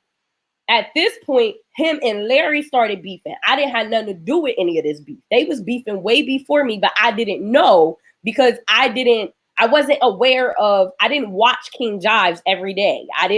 I've maybe seen one episode of Jives prior and I had heard his name as he was basically, I knew that it was McCray, Jives, Larry. That's what I thought the totem pole was. I thought it was McCray was like boom, boom, boom, top. Then I remembered Jives because Jives used to be the one to put out all the sex stuff on Twitter. That's what I knew Jives for, putting out all the sex stuff on Twitter. I didn't even know that Jives did stuff with the church. I just knew about Jives' Twitter because I followed Jives on Twitter, but I never knew that he actually had a YouTube and all that. I thought he was just the sex poster of all the sex shit. He used to just post all the crazy stuff with the sex and shit. So I was like, okay. And then I knew that there was Larry who did basically what McCray did, right? So to sit here and make it seem like, oh, I was beefing with Larry and then I decided to come to Jives because I knew that they was beefing, that's a fucking total lie. Because again, I only knew Jives as the person that did the sex stuff. So when Gerald came to me and told me about Jives and Conscience, I didn't know who Conscience was at all. I had never heard of Conscience. And I was like, who is Conscience? And I was like, why would I go to Jives? I didn't even know Jives did that type of thing. And then Gerald was like, no, like you should actually talk to him because he pretty much does the same thing that Larry and McCray and all them do. And I have all those messages. I was like, okay, cool. Let me check it out. And that's when I went to Jives and I talked to Jives, and Jives pretty much said that he wanted to help me with my legislation. I didn't go to Jives for Jives to cover the Victor story. I never once asked Jives to cover the Victor story. I never asked him to pick up on anything that had even happened with the Victor. I actually only asked him to cover the legislation right around Jives. Right. All I asked him to cover was legislation. I didn't ask him to pick up the story that Larry had already dropped. I didn't ask him to do that. Jives ended up picking it up because it became hot again. But I never once went to Jives and was like, hey, Larry's not reporting my story anymore. Can you come report my story? That's not what happened. I said, can you cover the legislation part of it? After me and him had a conversation. Miss Nico, you want to know, did I offer Larry some money? So let me break that down for you because I've already broken this down like 10 million times. Yes. So when I first found out that I was suing IBC or whatever, or Victor, I told Larry that I didn't want the money. I actually said this on one of the episodes. I said, I don't want any money from him.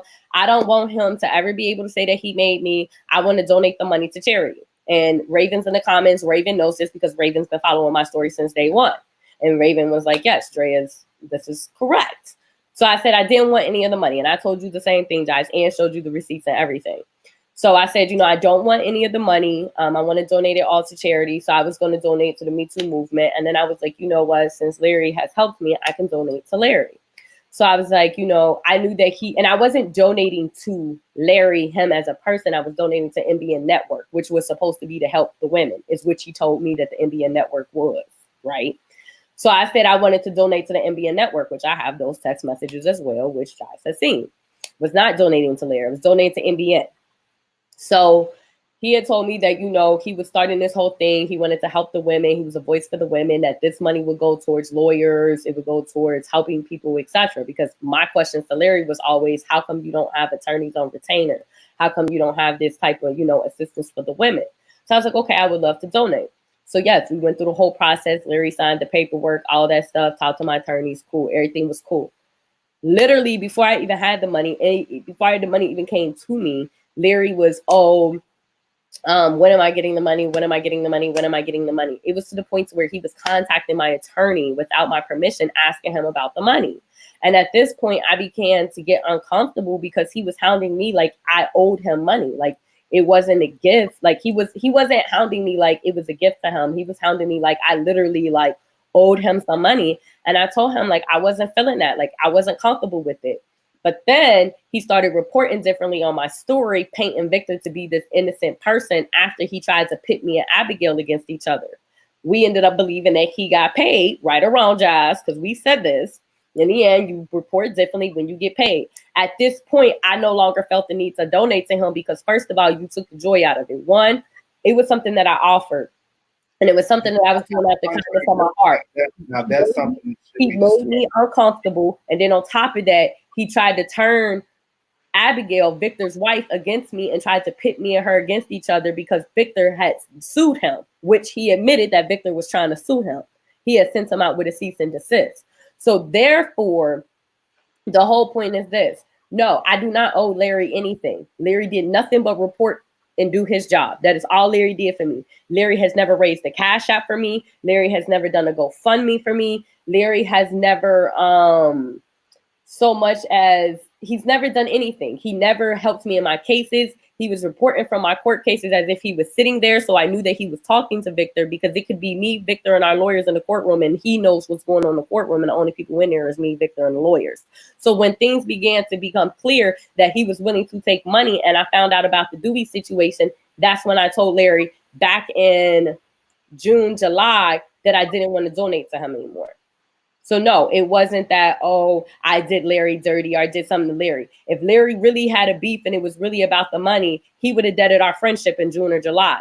But as of October, when his show was there, he was just begging me to come on his show. He was just texting me when me and Jives was cool. Me and Larry was still cool. There was no beef, right or wrong, Jives. He was definitely conversing with me up until November. So as far as that concerned, Larry and I did not have any fallout until after I started working with Drea. And my only thing was with this was, okay, I didn't see anything wrong because again, if we've been all working together, if this person left your... Well, Miko, if you feel that there's a rat, baby, call and expose it. Let Miko call in because now she's trying to say I'm a rat and she want to expose me. So, baby, call in and expose me. Come on, get on the show. Get on the air.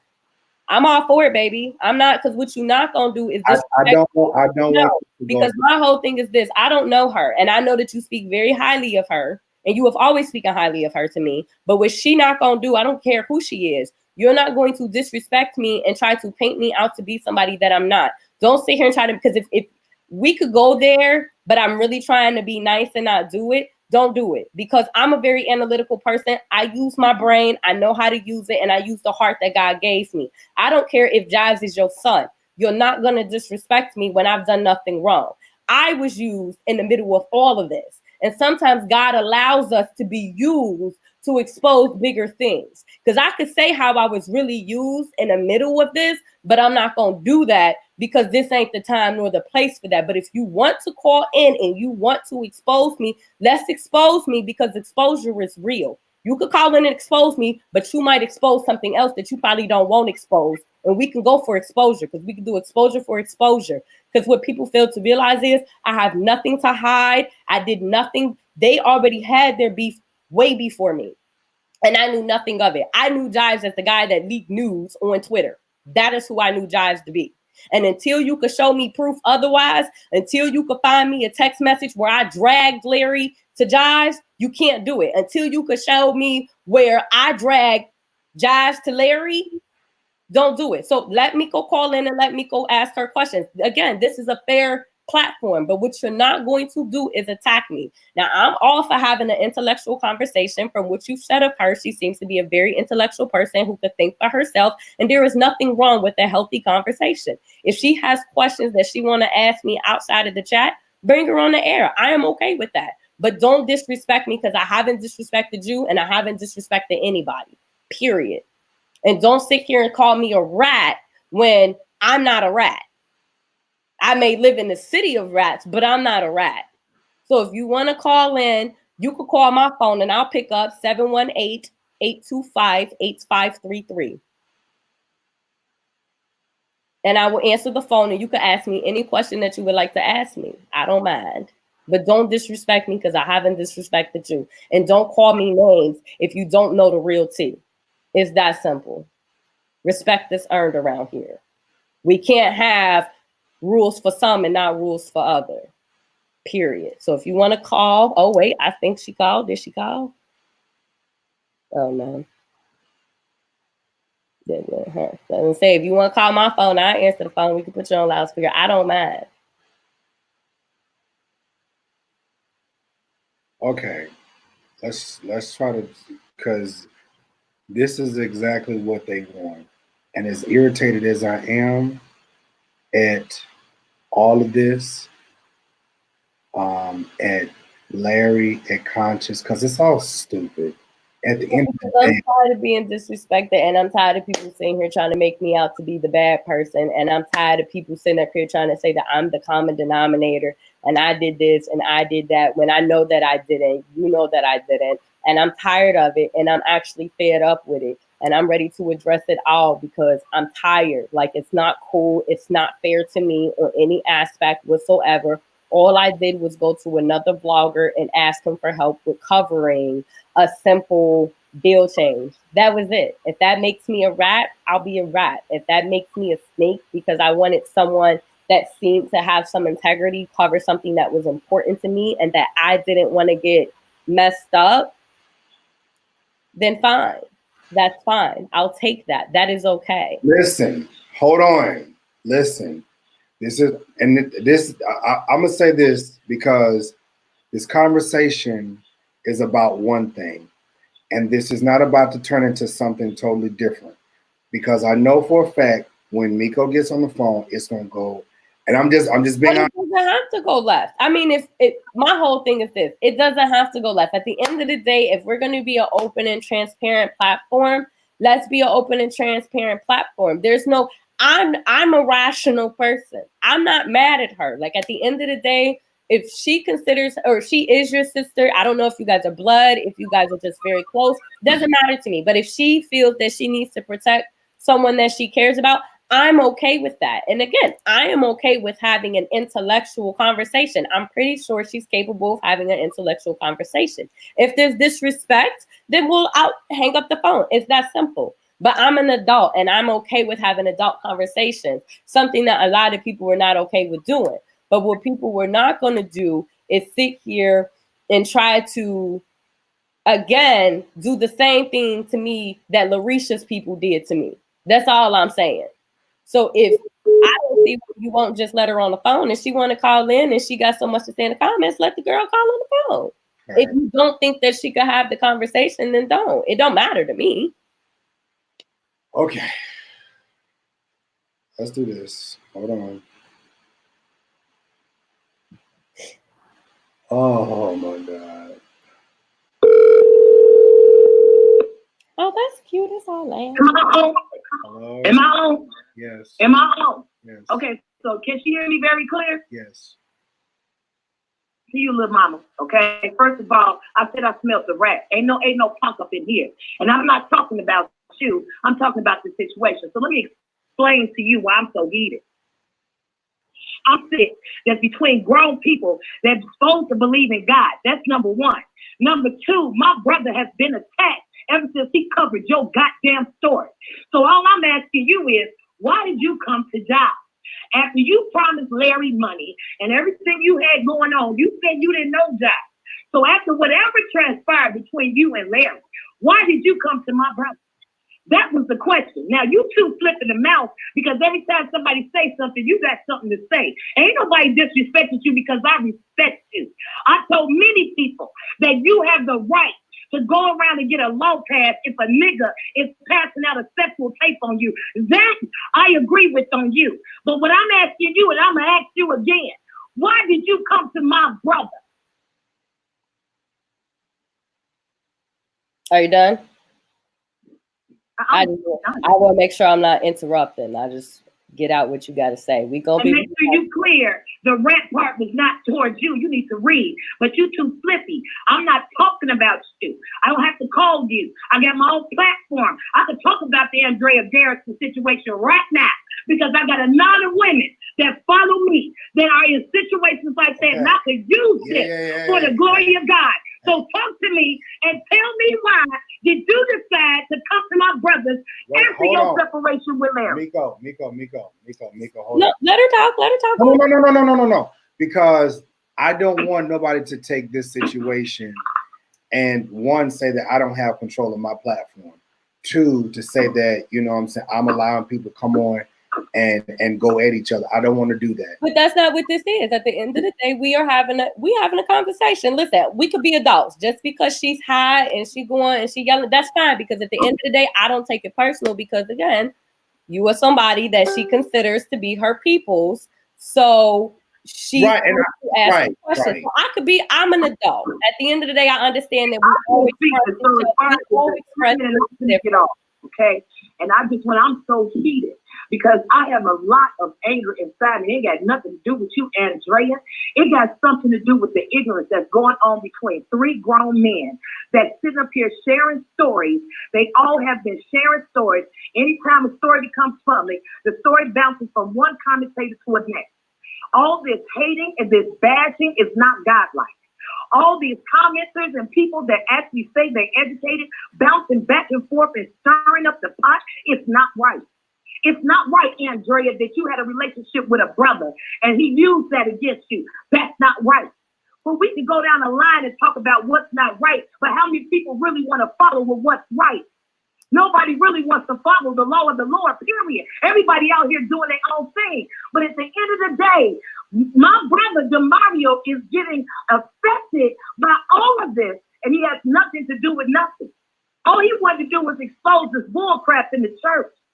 That was his mission, to clean up the church, because nobody was standing up and speaking for themselves. People were scared to tell their story.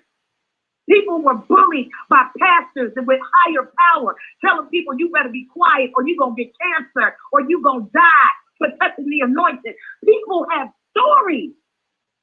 So why can't we let people tell their story and instead of taking this story and turning it into hogwash? We turn this into a fiasco, into a circus. We so heated, we're directing our anger at the wrong people. And when we really have a big fight, and the fight is not against me, you, Andrea, or Larry, or even Conscious, or even God. This thing is bigger than life. And if all of us were to get mature, we will understand that. But as far as me calling you a rat, Andrea, that ain't what I did, baby girl. I smell a rat in this situation.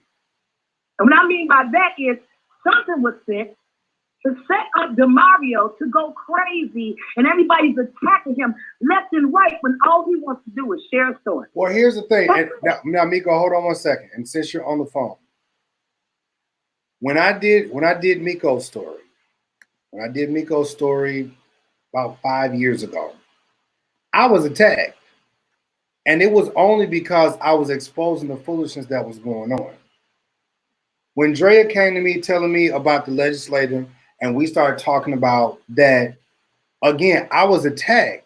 But everybody keeps saying, oh, Jives, you always trying to play the victim. No, actually, I'm just, like Miko said, I'm just reporting a story, and people want to attack me because I'm going after people that people don't want me to go after. So I get why Miko's upset. So when she said there's a rat, I get that part.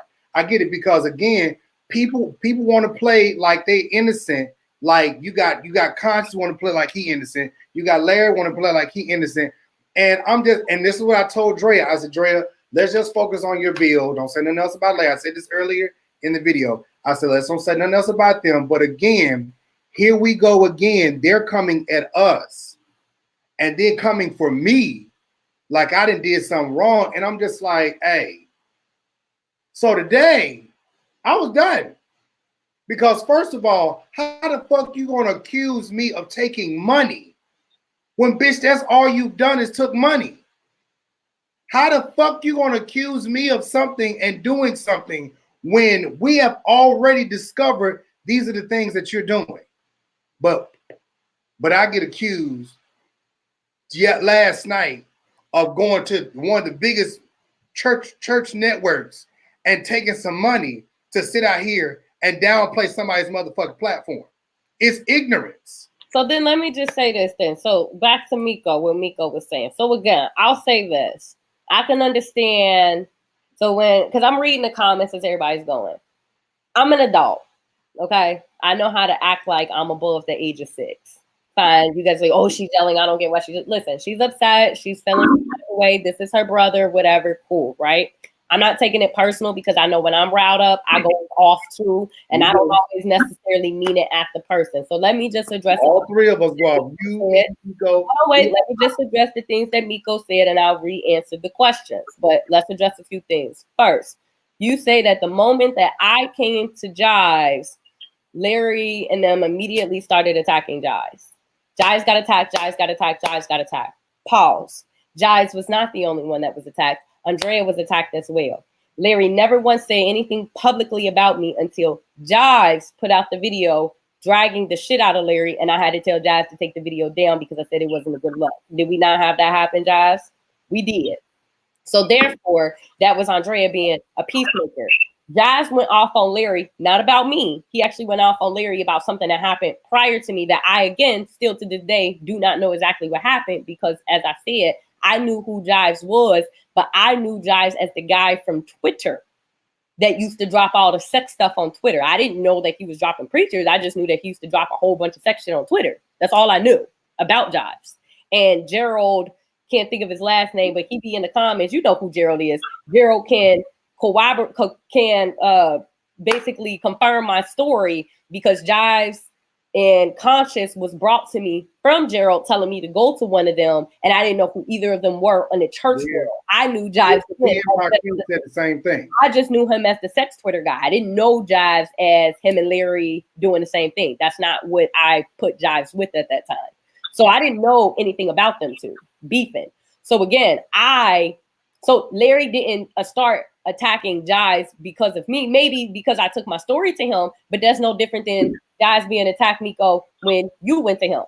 Again, I personally was never beefing with Larry. I never actually had any real beef with Larry, which my text messages prove that. Larry said that he stopped talking to me in August, but in October, his story was done. I want to say his first live was done October 10th, between the 10th and the 12th was when that live was done. He said he stopped talking to me in August, right, guys? He stopped talking to me in August. But in October, he was begging me. He was begging me to come on his show live, and I turned it down because I found out he was going to be there, and I didn't like how he was some other things, preachers. I'm going to call you back. That's the first thing. The second thing, to sit here and for anyone to say that I am the middle person yet again between their beef is full of shit, because at the end of the day, I never once was in the middle of their beef. They had beef before me. I just didn't know that they had beef before me, and I didn't realize it until Jives went the fuck off on that live, and I had to come to Jives and say, wait, what happened? Why are you going off about Larry? Don't put that up there. That's not going to look good. I don't want this to be that. I'm actually just trying to get legislation changed. Hey, DeMario. Asked me, why did I come to Jives and after me and Larry so-called fell out? When it came to the money with Larry, that happened. Wait. Hold on. Wait, because both of y'all talking at the same time. Wait. Oh, I didn't know. Wait. Okay. I didn't know that. Hold on, Miko. Let her finish really quick, and then I'm going to let you come on. So what I'm saying is, so when I came to Jives because I was talking about passing my legislation. Gerald, again, told me to go. He said, you should take your story to Conscious TV and Jives. I didn't know who they were in the church world. So I was like, well, who is Conscious and why would I go to Jives? Because Jives just be dropping sex stuff on Twitter. So I'm thinking like, this is legislation. I don't need Jives to drop no sex stuff. Because that's where my mind put Jives at. That's because I followed Jives on Twitter. I wasn't even friends with Jives on Facebook at all. I'd never even been to his YouTube channel at all. And Jives knew that because Jives had to give me the information to go to his YouTube channel because I'd never been to it. I didn't even know it existed. So when I went to him, it was because he was recommended to me by this man named Gerald, who's in the comments, Mr. Love Laugh. Yes, Larry did mention that. He was the one that basically told me to go ahead and talk to these men. So when I talked to Jives, I didn't come to Jives talking about Larry, and I didn't even come to him talking about Victor. I gave him a little bit of the backstory on Victor because he wanted to know why I was interested in even changing these particular laws. So I had to give him the backstory, but I never once asked Jives to take the story from Larry and start covering on his platform. That's not what I did. All I said was I did not like the way that things were moving on Larry's platform. I started noticing inconsistencies on his platform, and I know what happened to William McCrae. I know William McCrae lost his platform because of lies and stuff, and this was something that I really am passionate about, and I didn't want something to happen with Larry being sued left and right and all the lies and stuff that I was finding out. I just didn't want something that was so important to me to be in jeopardy of being questionable because I was on a questionable platform. So after speaking to Jives, and Jives offered me assistance with helping me, that's when I asked Jives, like, you know what, do you want to go ahead and just cover everything? Because I thought that it was cool that he was willing to be so hands-on. And Larry was never that thing for me. He never did that for me, you know? And it had nothing to do with me promising Larry money. At the end of the day, I don't owe Larry anything. Larry did what he did. He knows what he did. Everybody has seen the receipts. He was wrong. And I decided that I did not want to deal with him on a financial aspect. And I did not want to donate to the NBN because I found out that the NBN was not to help women, that he was actually going to take that money that I was donating to NBN. The money was never put in Larry Reid's name. It was put in NBN. That was the paperwork that it was signed under. I didn't know that he was going to take my money and go buy cars with it. I didn't know that he was going to take I wasn't giving Larry money to spend on purchasing cars. I was not giving Larry money to spend on paying his mom's debt and his friend's debt. No, I was donating to an NBN network, which is supposed to be a nonprofit that was to help women. That's what I thought I was donating to. And when I realized that that's not what I was donating to, I had every right to say that I don't want to donate to that. I have every right to do that. And that literally happened in June. It was like June, the end of June, beginning of July. If it was really about money, Larry would have stopped talking to me then. But he was talking to me all the way up until November. And I was the one that cut the cord on that, not Larry. So it wasn't that I came to Jives because I did something shady to Larry. No. And it wasn't that I came to Jives because me and Larry was beefing, because no, me and Larry was still cool. I just was looking at him from a different aspect. That's all. But it was never no, oh, let me just leave one platform to go to another platform to cause discord. Because if that's the case, I got dragged just for going to Jives. If I had known that I was going to get dragged for going to Jives, I probably would have just never did it. You know what I'm saying? I'm glad that I did, because I met somebody that I think has integrity and somebody that so far has not done anything negative towards me. And I've not done anything negative towards Jives. I've not promised Jives anything. I haven't, nothing. Like everything that they've said about me, I've not done to Jives at all. Okay. So, Miko, you there? Yes, I am. Now, look, I don't have anything to say, and I do want to say something. I do have my own platform, and I very well speak on instances like this, but this is not my business.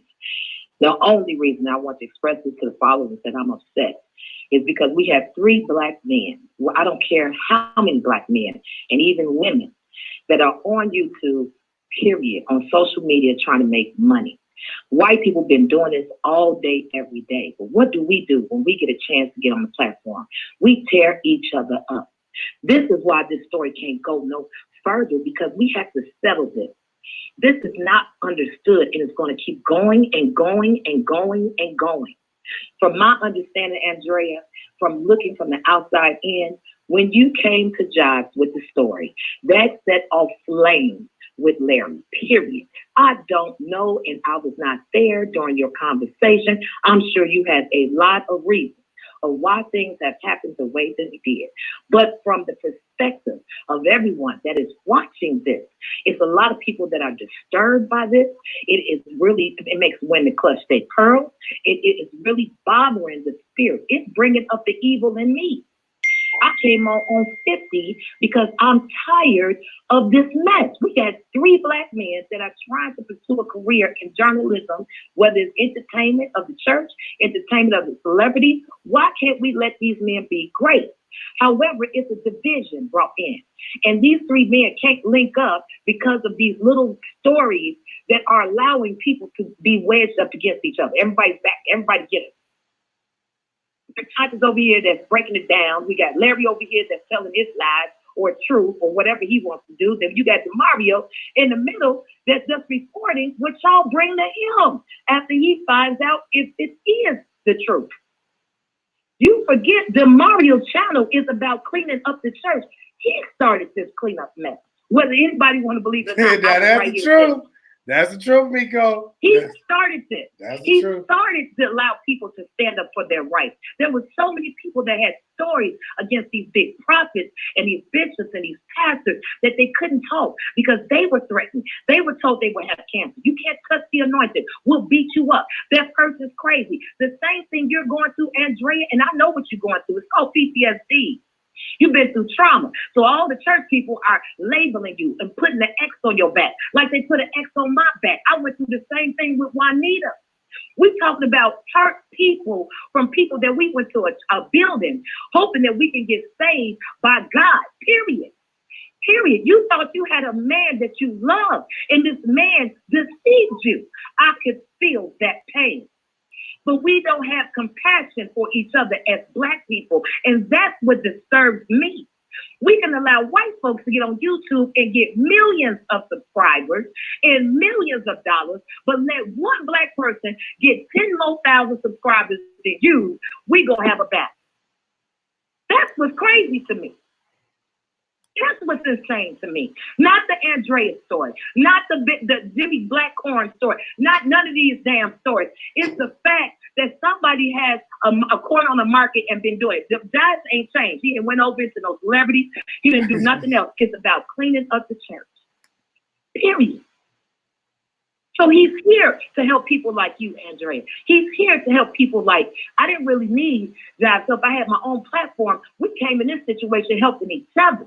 But see, and that's the thing that people don't understand, because Jives and I also have the same type of relationship. And what people don't seem to get is that everyone wants to say Jives was brought in the middle, Jives was brought in the middle, but so was Andrea, because I went to Jives purely. And I think that Jives has a brain of his own. He has a spirit of discernment of his own. And I never went to Jives kicking anyone's back in. I never went to Jives dragging anybody. I never went to Jives with any type of drama. I literally just said, I want to change legislation. This is what I want to do. And then now it's turned into a helping hand type of situation where he scratches my back, I scratch his. Like if he needs help with certain things, I help him. If I need help with certain things, he helps me. The shoe goes on both foot. You know what I'm saying? And for me, it wasn't that Jives was picking up my story and recovering the Victor story, because the story was never just told on Larry. I was literally viral way before Larry was even brought into my situation. I was way live before he was ever brought into the situation. But because Larry spins the narrative the way that he does, he tries to make it seem like he's the one that made me viral when he's not. A guy in Ohio actually did. And that's how he reached out to me. And it took me 2 weeks to deal with him. When I got involved with the Conscience thing, that was Jives who reached out to me and asked me to speak to Conscience. I didn't ask to speak to Conscience. I didn't even know who Conscience was. He asked me to go to Conscience. And I told him that I didn't like Conscience. That after viewing Conscience and after seeing his channel, I personally was not a fan. It's what I told Jives. Jives still asked me to speak to him because he wanted me to give him my perspective on what happened between me and Larry, because at this point, Larry had already posted us inside the Patreon. I had never said anything. Okay, can I say something, Andrea? I'm gonna tell you something. I operate a little bit different. I know you got your story, but let's make sure we understand why we on here today. We on here today because we're clarifying that, first of all, the Word Network is not paying my brother. Second of all, if anybody ever noticed, the lineup on the Word Network, Jives has how to baby slap everybody that's on the line. So Conscience said on his channel, So Conscience said on his channel that somebody just Hold on. Wait. Somebody put in the comments that Conscience said on his channel that I said that the Word Network was paying me. What? I don't know. I don't care about that. I don't care about people's work. The thing is, at the end of the day, at the bottom line, DeMario, and I'm gonna get off after you get through, doing it. I'm gonna watch you, and I'm gonna get off. I pray, and I really do, and I'm serious. Andrea, I pray that you get healing, baby. I really do, and I don't know if I'll speak to you again or whatever the case, but I don't have no hatred in my heart for you. I'm a woman just like you. And we as women, we all know what it is to be with a man. And he tells us that we the only one. And to find out it's somebody else. I get that part, baby. He had no right to actually share anything personal that you had going on with him, with the world. You are on the money. Okay, I cannot agree with you no more. Now, as far as the details of what said what and you talking to I don't have time for that. What I'm into is stating the problems and let's bring up resolution. And the resolution around this place is for all of these people that are getting involved with these sexual demons, let's go to the police. Let's charge. Let's sue for real. Let's put them on blast for real. Let's campaign. Let's not just run our mouths on social media just to get a like, a click, and a view. Let's really, and I know you working on your law, but I'm talking to everybody else that's out here, Jimmy Crackhorn and everybody else, because I'm one of those too. I'm one of those too, but I've never been sexually assaulted by none of these people. So I have compassion for people that have been sexually assaulted by officers of God that hold the office of God. That's terrible. That's terrible to me. But in this day and age, what are we to do? The pastors aren't stepping down. They're owning their churches. They don't want to be removed. They're bullying a lot of people. We steadily giving our money to them. We're steadily making them rich. We're steadily letting them. No, but people are making actual comments. People are actually making sense in the comments because, again, it's seeming as if yet again, even in this whole conversation, it seems that there's a problem that I came to Jives. So basically, the issue is I was wrong for coming to Jives so basically, the consensus is because I didn't like the way, in my opinion, I didn't like the way that Larry was moving. So I chose to go to a platform that I thought could help on a better aspect. That's where I was looking at it. I didn't like a platform. I didn't like the way that things were moving. I did not like the way that the things that I was finding out was operating. So I chose to go somewhere else. But basically, from what you and other people were saying is that I was wrong for coming to Jives. So because Jives is being attacked, not only because apparently Jives is the one that's being attacked. So because Jives is being attacked, I was wrong for coming to him, causing him to be attacked, right? But what about me? No, that's not what I'm saying. I was attacked. No, I'm just saying that people in the comments are kind of pretty much perceiving this the way that I'm perceiving it. You know, that basically because I chose to come to Jives, I was wrong. And now that Jives is being dragged, I'm wrong for coming to Jives. Nobody cares that Drea got put in the she had nothing to do with, and now Drea being dragged because Larry never dragged me until Jives made the video. When Jives made the video, I got wait. Hold on, y'all. Hold on. Wait. Who want to speak first? I'm going to get off. I'm just letting her know that not everything that when people ask her questions, people are not just blatantly trying to attack her. Do you understand what I'm saying? They have questions. And rightfully so. When you share your story, like people had questions for me. But what did I do? I showed all receipts so nobody had to return and ask no more questions. Can't nobody ask me no questions about what happened with me and Juanita because I got all facts. I got all proof. I got all receipts. I stand on it. And I haven't changed my story not one time.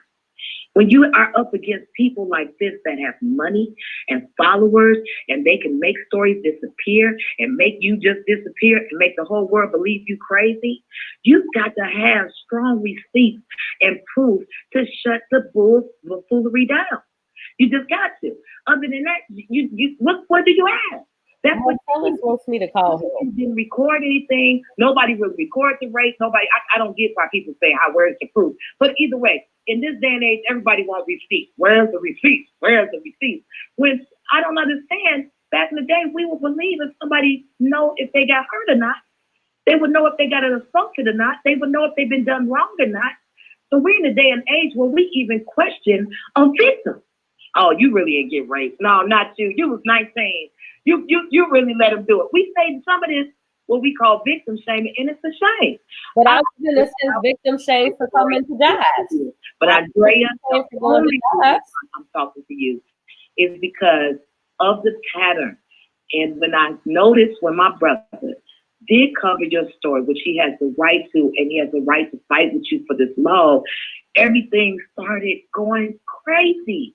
I'm sorry. That's something that it didn't just go crazy in Jives. I'm not saying it went crazy in both of our worlds, and you have to keep a perspective.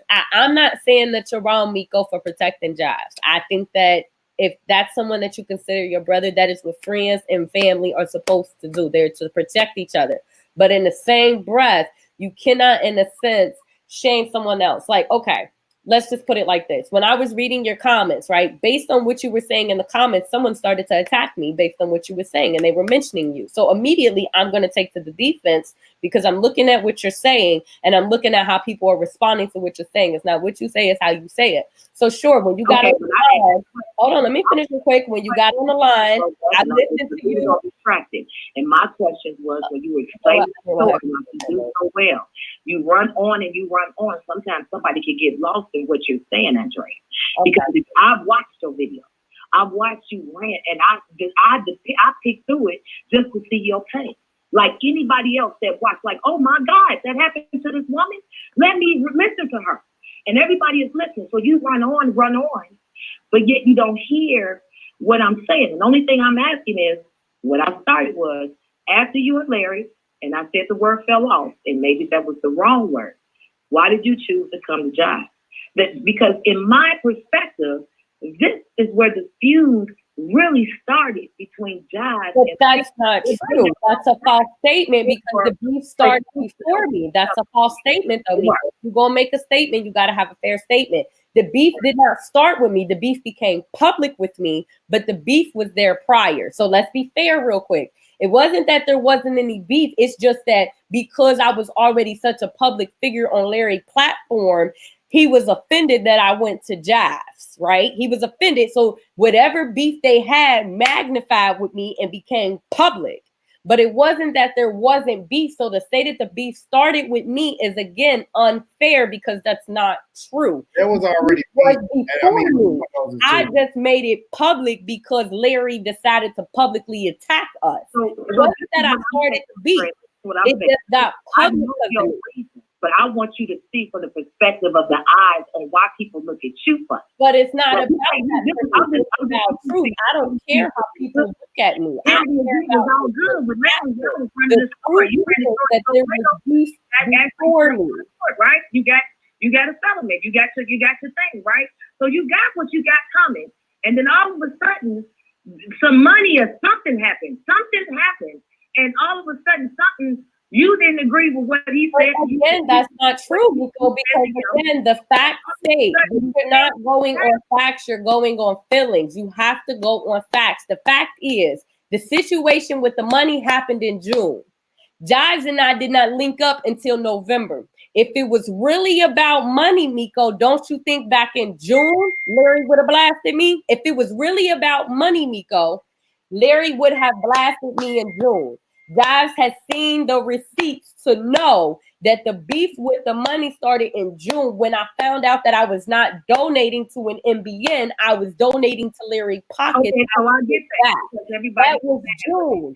We were still talking up until November because in October, Larry asked me to come on his show. So again, you gotta state facts. Everybody's saying that they can't hear. So I'm gonna need y'all talking one at a time, because people are saying they can't hear, and I want y'all to say what y'all got to say, but again, y'all, I'm reading the comments and people can't hear. And again, we've gone from talking about, and this is what is starting to look bad.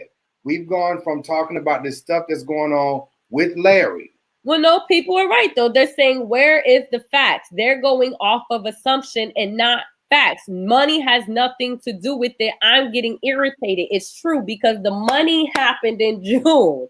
The beef didn't blow up until almost 6 months later because I decided to take a deal change, which would have got Larry national coverage, to Jives. Not because I thought that Jives and Larry was beefing. No, because again, Jives was just the porn guy as far as I knew him. I don't come from the church world. I don't live in the church world. I don't even interact in the church world. My father is a preacher. I ain't been to church since I was like 18 outside of going to a couple sermons with my ex, literally. So I didn't know Jives as the church world. So I'm just tired of people saying that the beef started with me, because it didn't. They already had beef. It just wasn't public. And Larry decided to attack Jives publicly because he was mad that Jives was going to get public notary for covering my legislation. That's why he was mad. And then he tried to lie and say that he didn't know about the bill change until after I came to Jives. But I showed Jives that that was a lie because I told Larry about what I was trying to do prior to even talking to Jives about it. And then in the midst of all of that is when I found out that he took the money from Dewey, and I found out that he lied on that preacher and got that preacher put on suicide watch, and I didn't feel comfortable with the platform no more because he was wilding at that point. I said, oh, you just running stories now. You tripping. So that's what it was. I'm just tired of people assuming and making assumptions, and it's irritating for me because it's not fair to me. Just like Jives got attacked, so did I. Okay, so we got that. I'm gonna go. Yeah, I just want to say this, you, Mario. Like, this is another reason why when you started talking, we were on track about talking about last night's video. When you turned this around, Andrea, and started explaining you, that's when I asked you questions. Okay, because that's how this storyline just got flipped. And you can rewind back and see how we were on point talking about what Larry said last night, and that's what we were on. And when you started to talk about your situation, I felt as though I could ask a question, and my question was simply, why did you come to Jives? And that's an explosion of me being upset. And I apologize to any of the DeMarioJives followers because this saddens me. It just saddens me on so many levels to see Black people, period, at arms with each other when there's a whole world. First of all, we got war going on. Australia is burning up. The koala bears don't have no trees to climb on. And the kangaroos, they're dumping carrots and potatoes out there. You know, we got real stuff going on in the world. And I just really feel like we can use our energy for other things. And this is what we as Black people, we're known to do. Talk trash about each other, call each other names. We laugh about each other. And we all go to the white man, work our jobs, come back home, and do nothing to build the economic status of our growth in our communities. We don't do nothing to help each other for real. All of these situations is pulling each other down, period. From the pastors abusing the young children, the pastors having sex with women outside their marriages, the pastors that's acting like they playboys, the women that are in the church underneath the pastors that are sick-minded. All of this is a mess. And until we all wake up as one and realize that we have been doing each other wrong and finally unlearn the things that we have learned so we can learn what we need to learn to prosper in this place while we have this time on earth, we will never get along. We will always be arguing with somebody. It's always going to be somebody on YouTube calling somebody a gorilla, a bafula, a crayon. Hey. You look like a letter P. You look like a letter G. We're going to do this all day, every day. Hey. Your teeth so big, your nose so little, your feet this way. We talk about each other, but we don't have that energy against the powers that may be. Here we have the Word Network that we're supposed to be getting paid by, but you have pimp slaps, every last one of those prosperity fake teaching pastors. Because they're under the wrong doctrine. And I said it. Now that is what this platform is about. And I'm just going to get off. I love you, Andrea. I hope you get your law passed. I pray healing amongst you. I will always forever listen once you come on with the vlogger and the Vixen. I support you, DeMario. Maybe I shouldn't have said something, but it's just bothering me. It's bothering me to see all of this foolery over nothing. I love you, Miko. You know I do. I appreciate you. I'm going to call you back a little bit later. Okay. All right. Okay, hold on. We got one more call we got to take because this is an important call and it need to happen. And then we can end this. Because I think if we're going to do it, we got to be fair. I think this is somebody that everybody should hear. Hold on. Personally, I think it's a good, why not? If we're going to do it, let's just do it. We already here. And if we need to do a part 2, we can do a part 2.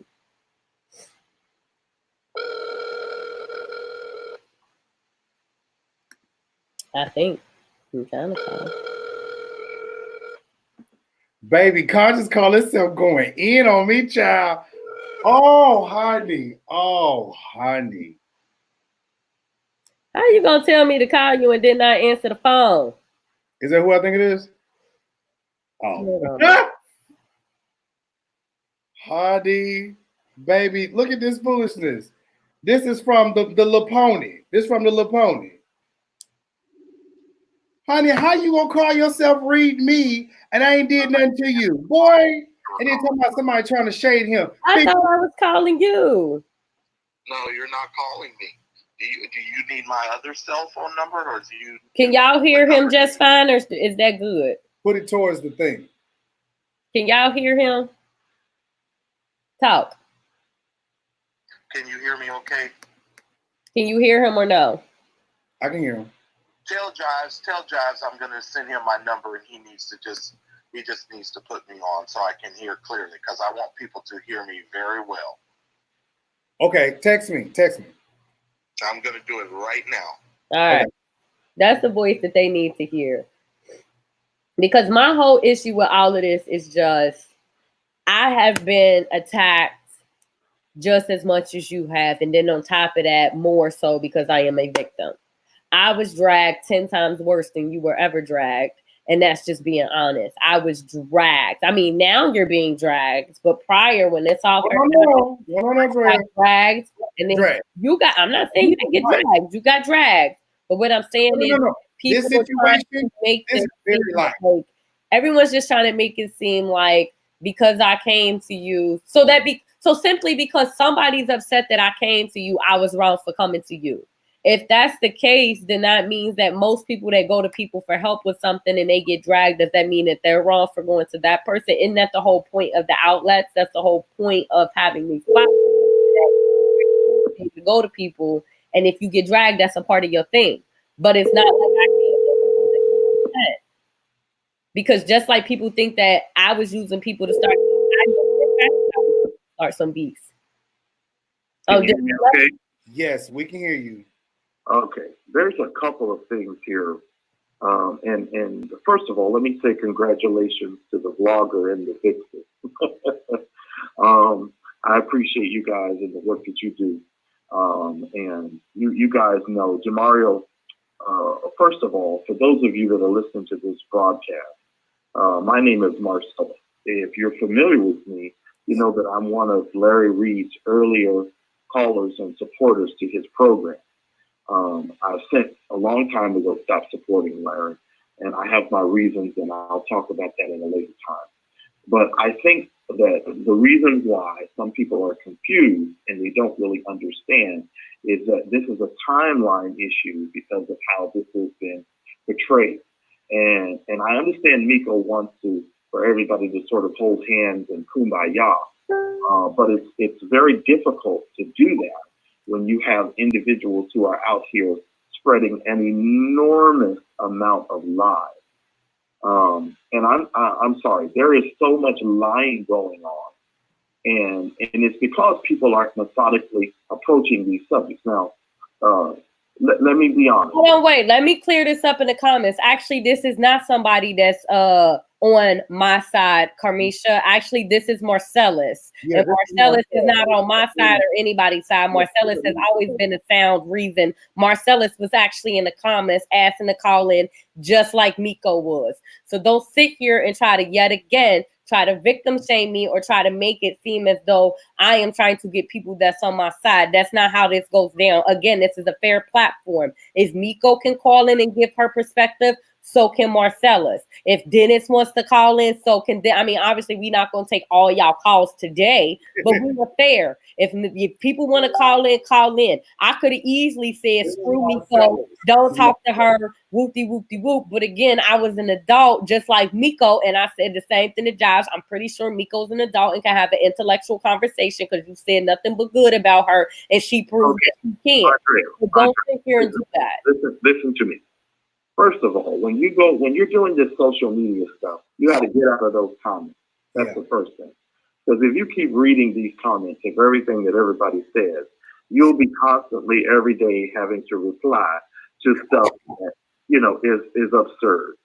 I want to introduce myself to this audience, and I want to tell this audience to listen to Jives and listen to you when it comes to certain subjects, especially as it's relating to. You want to come on live, Marcellus?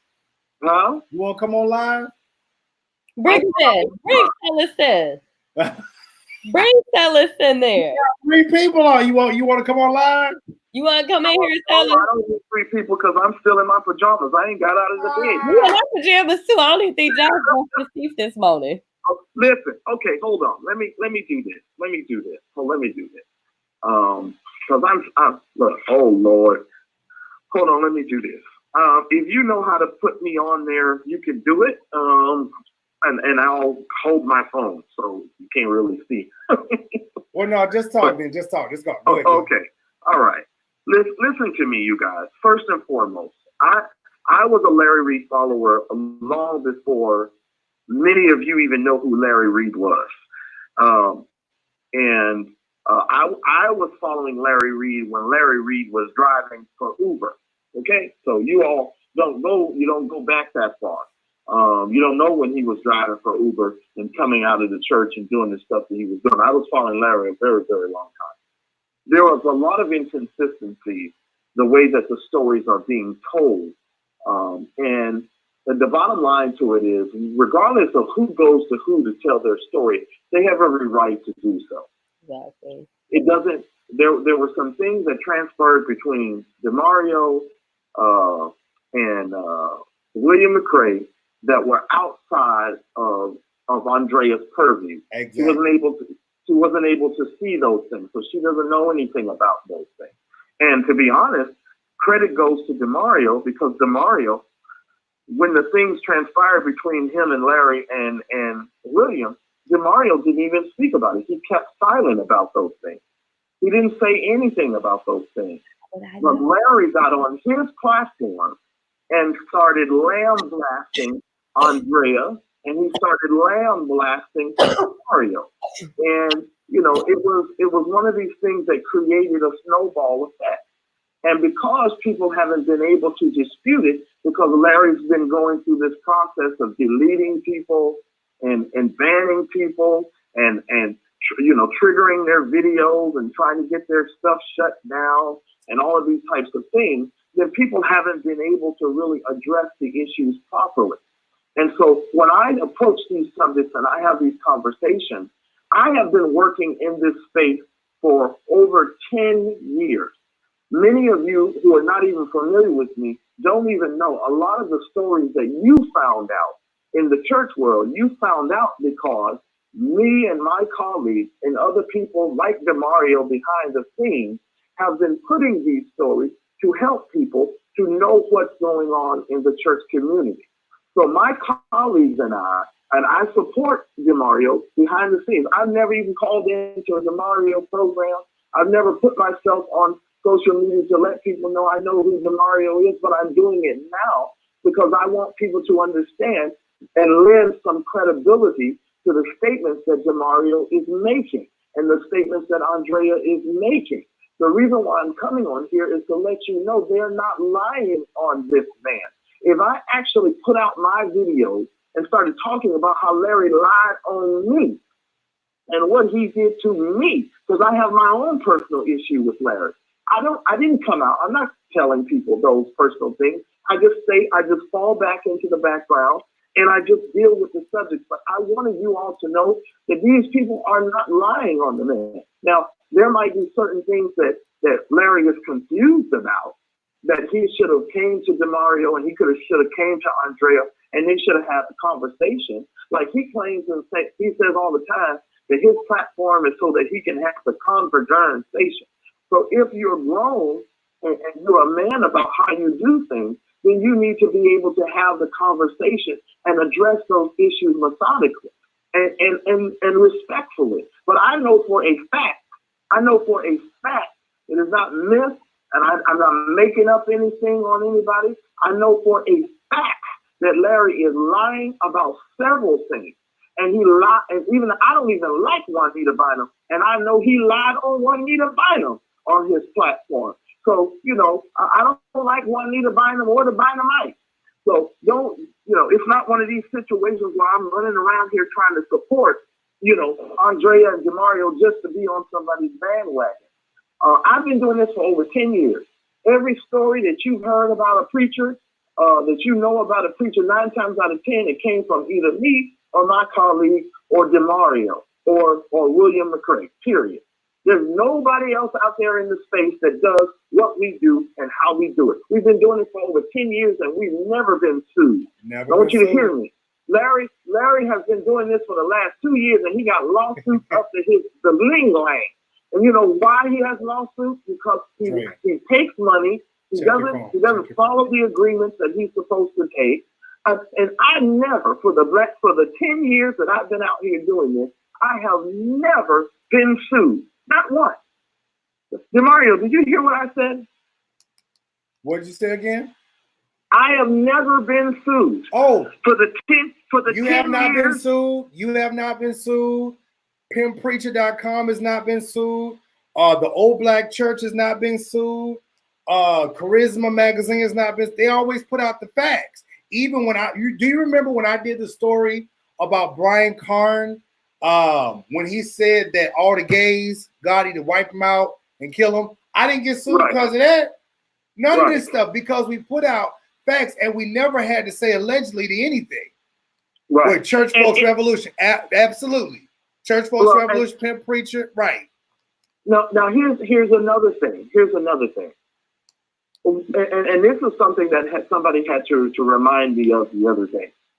When we approach these subjects, even though Larry claims that he's telling information that is already public, well, that is a lie. Because most of the stuff that Larry brings to the platform, a lot of us didn't have no clue about none of that stuff. Now, it might have been buried in the internet in legal documents, okay? But just because it's in a file cabinet in a courthouse doesn't mean that's public information. It might be public for those who go and access it, but for the most part, that information is not, in a public place and atmosphere where people are out discussing. So when you go and grab somebody's baby mama that they done had a bad baby with, and you put it on your platform, and you claim that you're doing it all in the name of fatherlessness, and then you're being salacious, and you're constantly going after these people, and you can't say that, oh, this is just public information. That's not a true statement. That's not a fact. So don't pretend as if you're some kind of way above the rest of the bloggers because you're saying, oh, everything that I say, I have receipts for. Well, if that's the case, then you don't have to put the word allegedly down at the bottom of your screen. Right. Every time you're talking about this. We've never had to do that. We've never had to do that. Yeah, because you have the facts. And even if you did put allegedly down there, it's okay for you to do that because you're doing the same thing that everybody else is doing. You're just reporting a story or you're having a conversation. And some things about your conversation might be conjecture. Some things in your dialogue might be information that you haven't substantiated yet. And that's all of us. That's the vlogging space. But as far as people getting together and having these conversations, I feel sorry. I've never met this conscious person.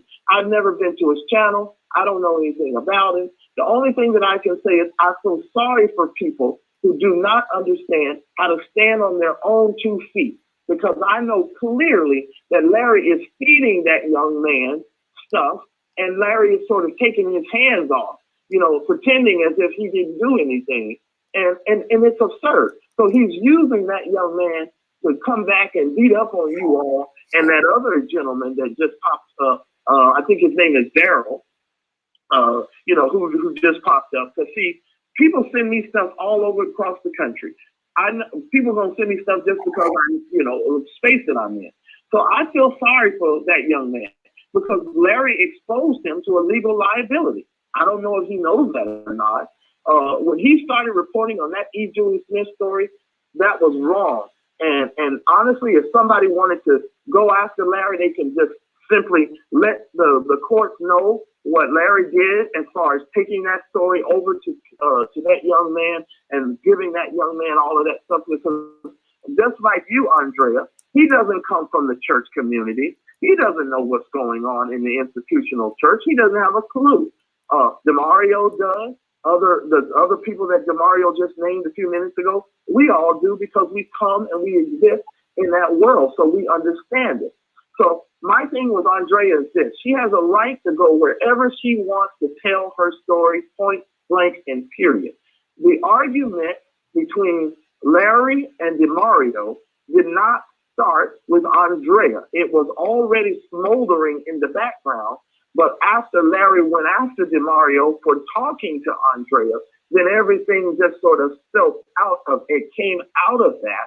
And that is the reason why we are where we are today. And you have every right to rebut the things that he said, because I've heard somebody sent me something this morning talking about George Bloomer's threatened to sue all the vloggers. He's threatening to sue all y'all for talking about that other story. And I thought, what kind of foolishness is this? Everybody's just suing. Every time you turn around, somebody's they're going to sue you. Don't be ridiculous.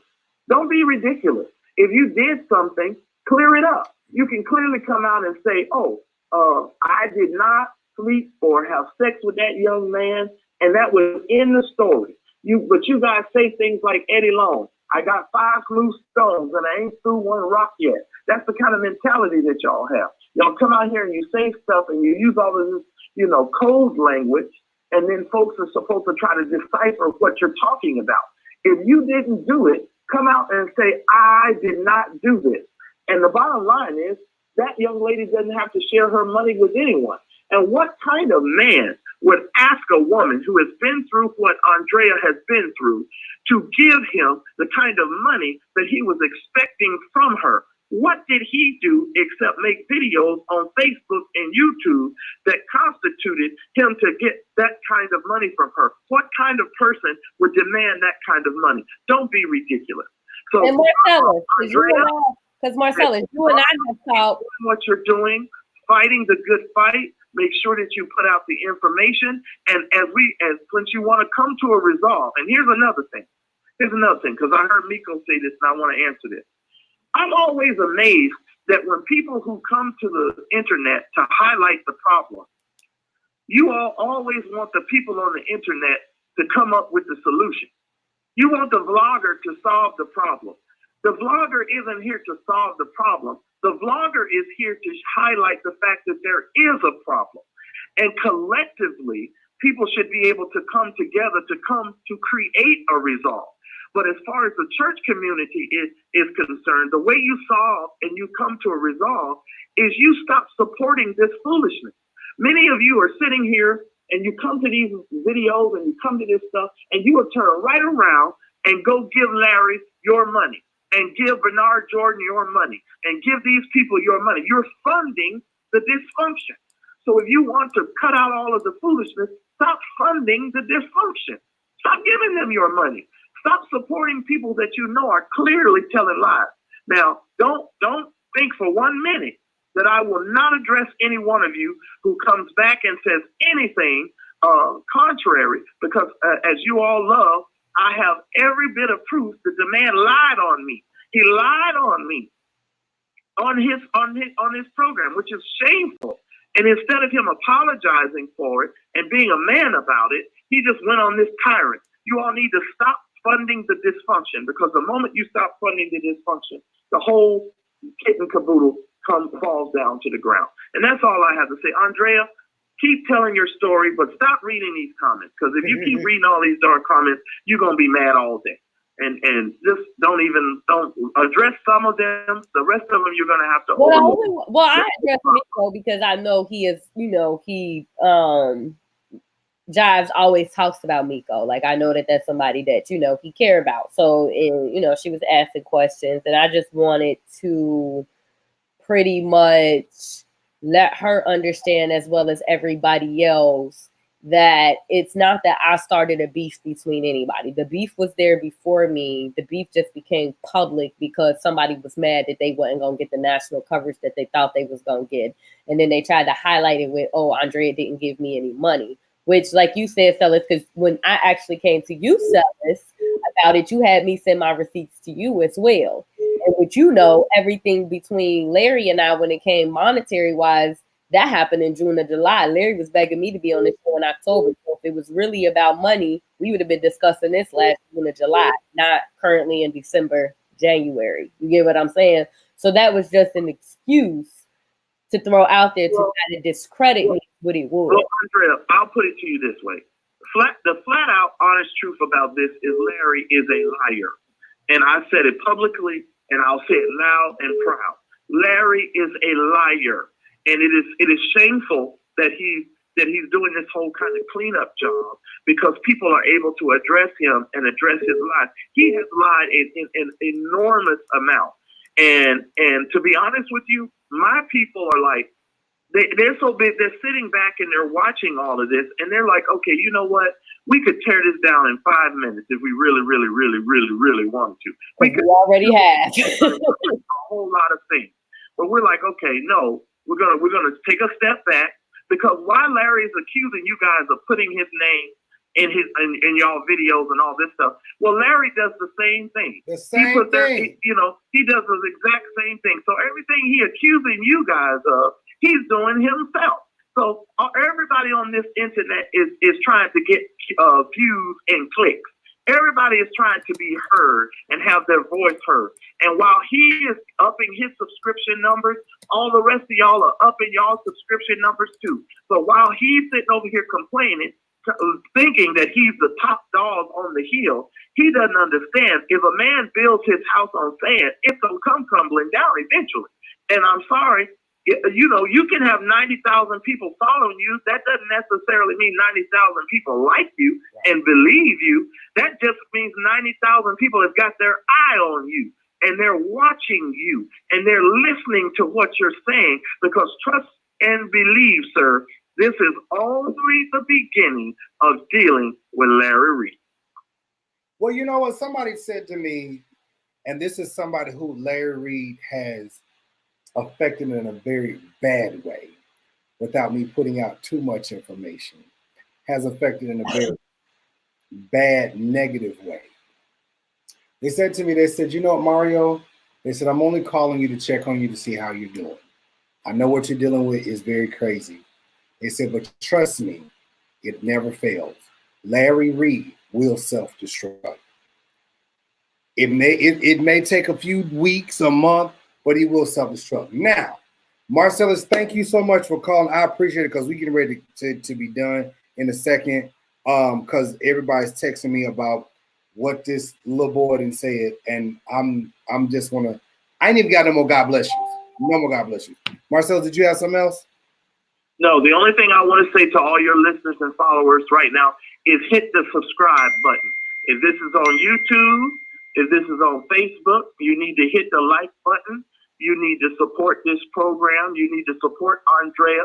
You need to support DeMario. You guys need to make sure that, that their voices can be heard, and that nobody is trying to squash their voice. And we need to have other voices. There doesn't need to be one vlogger that's supposed to be telling all of these stories. These stories can be told by multiple people, and it has been for years. Dawson Speaks. I could go down a list. Leonard the Truth Seeker, Miss Justice, and the list goes on and on and on. These stories need to be discussed and talked about. So hit the like button, hit the subscribe button, and I'll see y'all at another time. God bless. Bye, fellas. So let's do this. Let's get back to this, because I know you done. I'm done. Basically, our whole point in all of this was just to let people know that we wasn't going to keep tolerating being bullied on social media, and that we were not okay with, when we were talking about the whole Larry thing with the bloomers thing, the whole point is just that the platform has begun to turn into a bullying platform, and it's not okay. Whether we are silently bullied inside of Patreon, whether we are bullied on his YouTube channel, whether he calls My Little Pony in to, bully people, not just me, not just Jives, not just Daryl, not just Celis, but everybody that he has bullied. The whole point is we are tired of people being bullied and coming onto his platform and leaving more broken coming in than, more broken coming out than they did going in. And I can contest to that because it happened to me. And that was pretty much the whole gist of this. It kind of went left. But you know what? It's cool and it's good, because, again, all conversation is what the whole point is. We can't pull a Larisha and say that we want to have the conversation and then not have the conversation and be scared to answer questions. That's not what we're going to do here. I'm okay with people having a difference of opinion. Everybody isn't going to like me. People can think that I have motives. People can think whatever. People could think whatever they want about Jives. That's okay too. I love the fact that Nico had questions, and I love the fact that I was able to talk to Nico, and that Nico and I was able to have a conversation and be able to hold a conversation as two adults. I'm okay with that. And I don't think that she's wrong for asking conversation or, asking questions.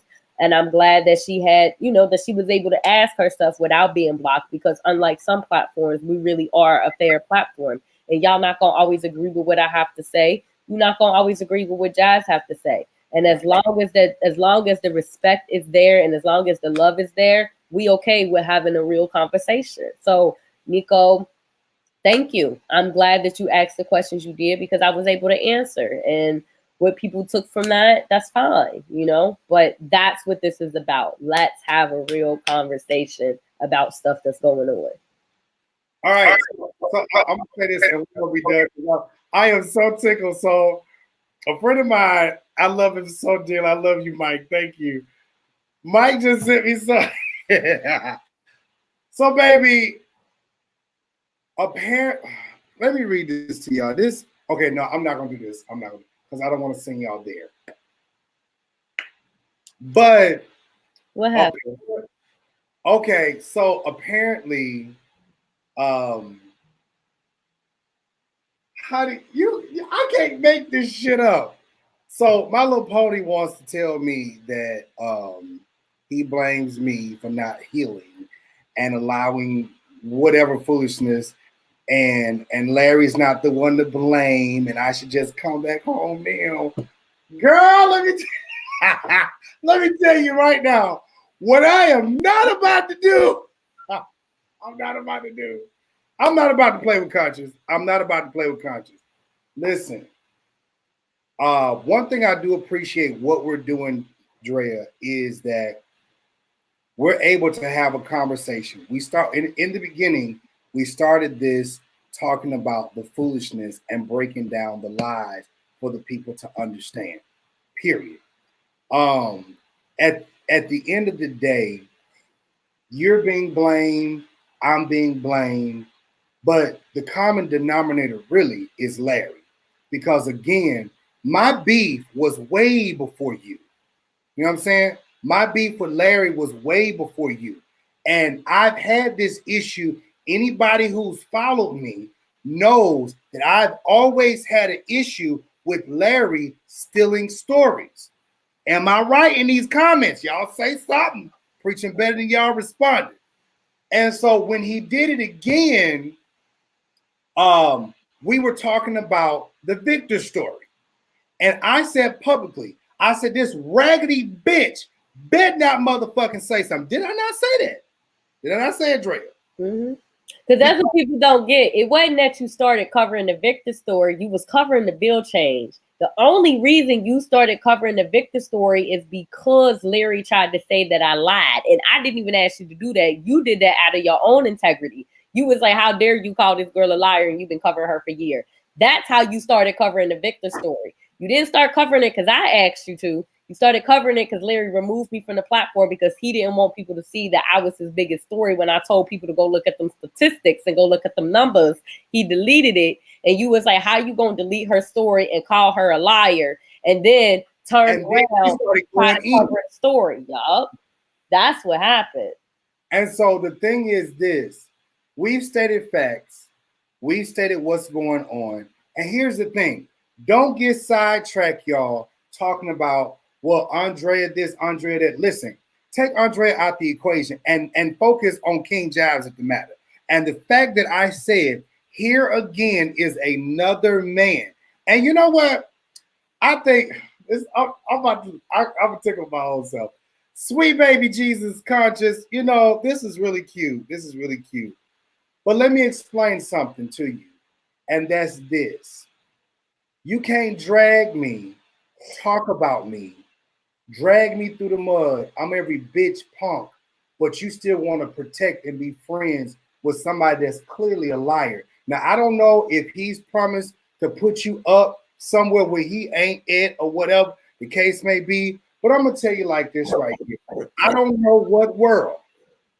I don't know what world. Making me laugh, just saying. Baby, I don't I don't know what world, but I'm a Leo to the fullest. Once you cross me, it's hard for I love you. And I've always said it, I keep saying, and y'all be looking at me crazy. Y'all be like, Mario, why do you still say that about him? Because in my heart, I don't have nothing against him. That's the thing. Y'all may think, he goes, baby, let me see your said he called you Goku. You can't take him back, and he's still supporting your enemy. Oh, hell no. So here's the thing. In my heart, and I know Dre may think I'm crazy. In my heart, I don't have anything. Okay. In my heart, I don't have anything against Conscious. I know what he's done. I know what he's said. But my thing is, you, sir, are not the focus in this. I know you wanted to get involved and to do your bloggy vlog, tell your story, and you call yourself trying to read for filth, sweetie. That's fine. But let me tell you something. When you do things like this, you ruin friendships. Because again, if you're really going to be conscious, you need to be aware of what the fuck is really going on. Now, here's the thing.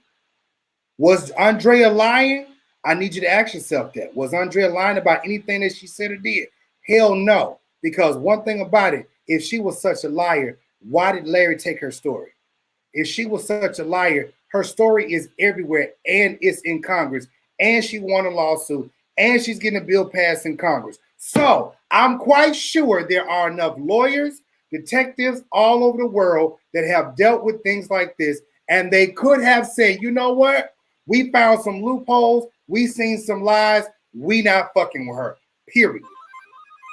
Now, with that being said, when you saw the fact that this man went and did Victor Cousin's story all over again, you should have had some questions.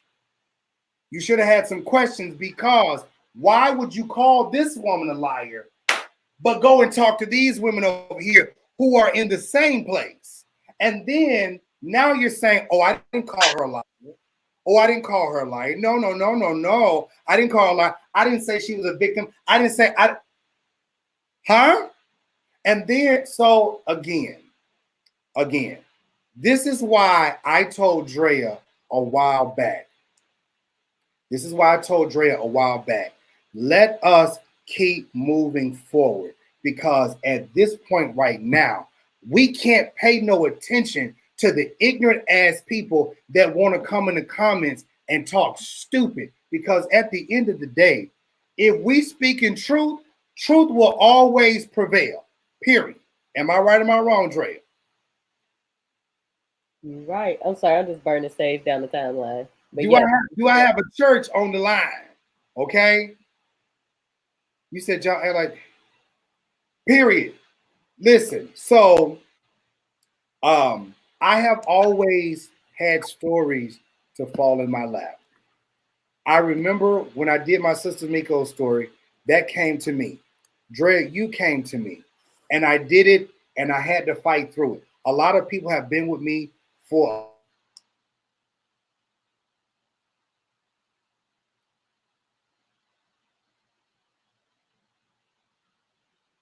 did Jives freeze?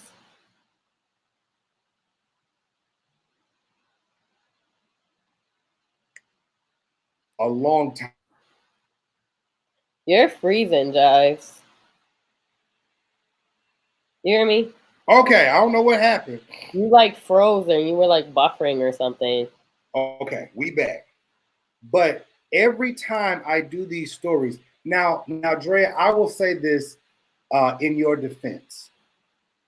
Every time that there's been a story that Larry and I have reported on at the same time, he's always done exactly what he's doing right now. That's no lie. All of my Jive Nation people,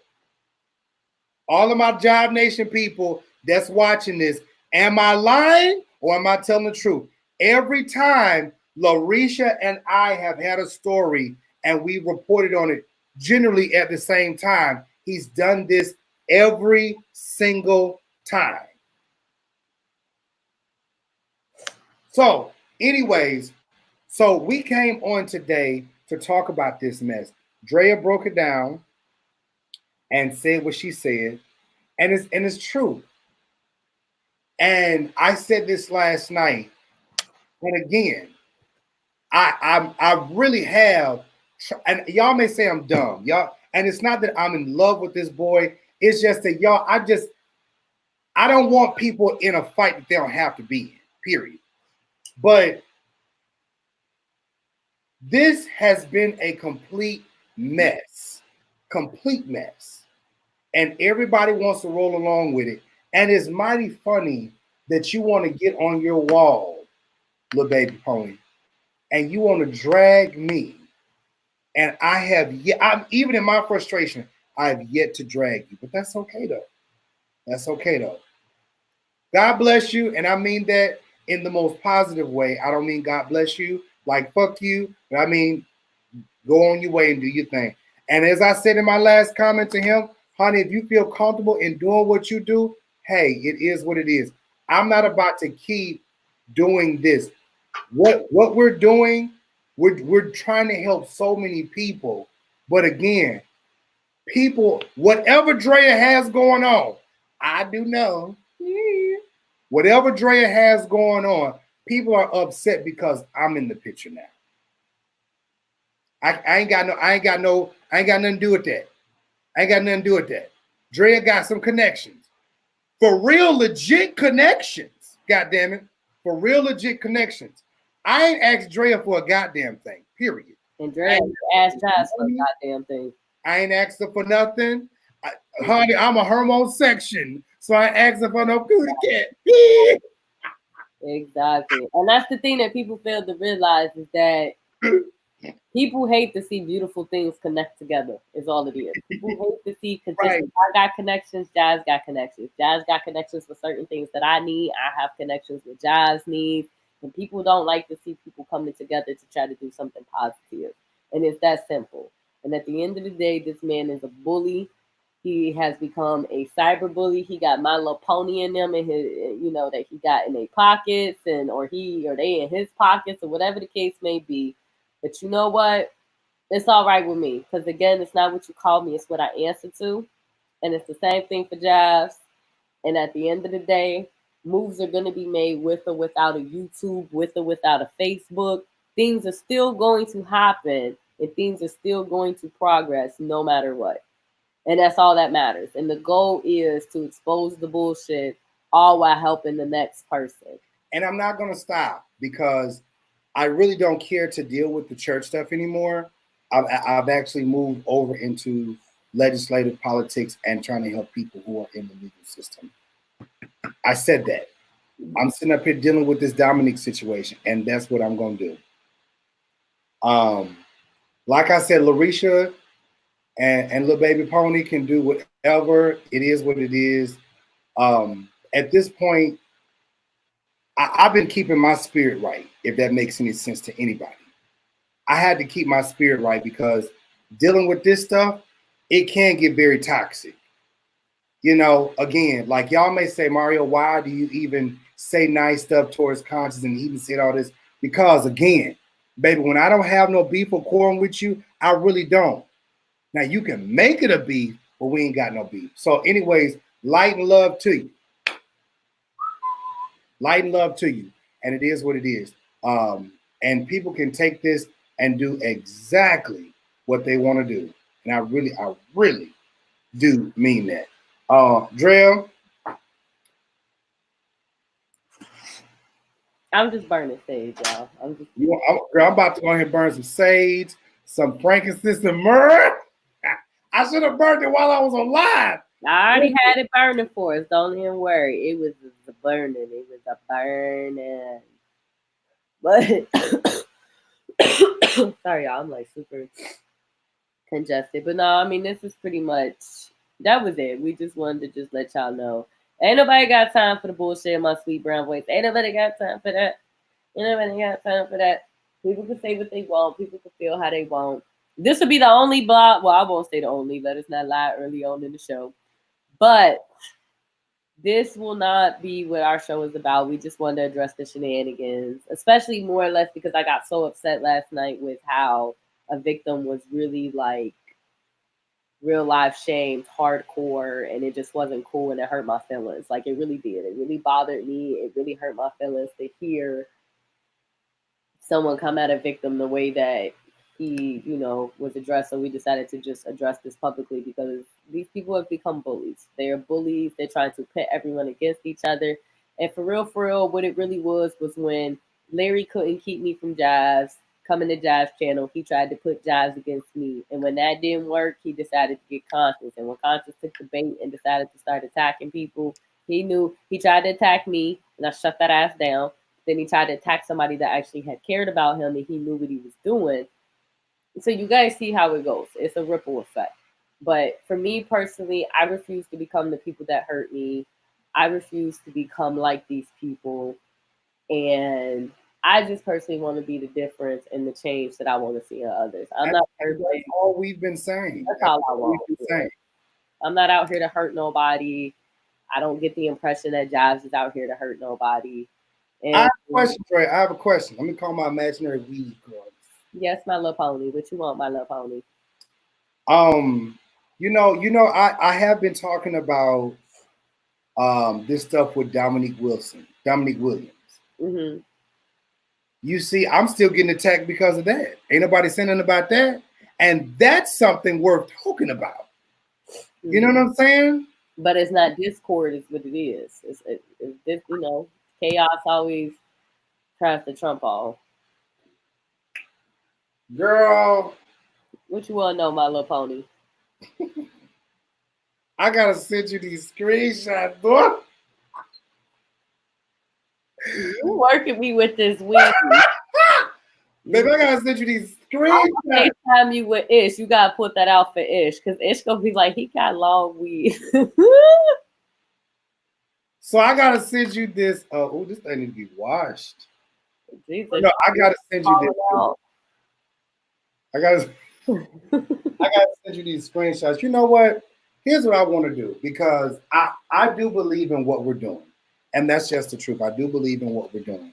So in the essence, and anyways, baby, I do believe in what we're doing, and God bless. I don't know who this Jason guy is. Bless you, sir. I hope you know what I'm saying.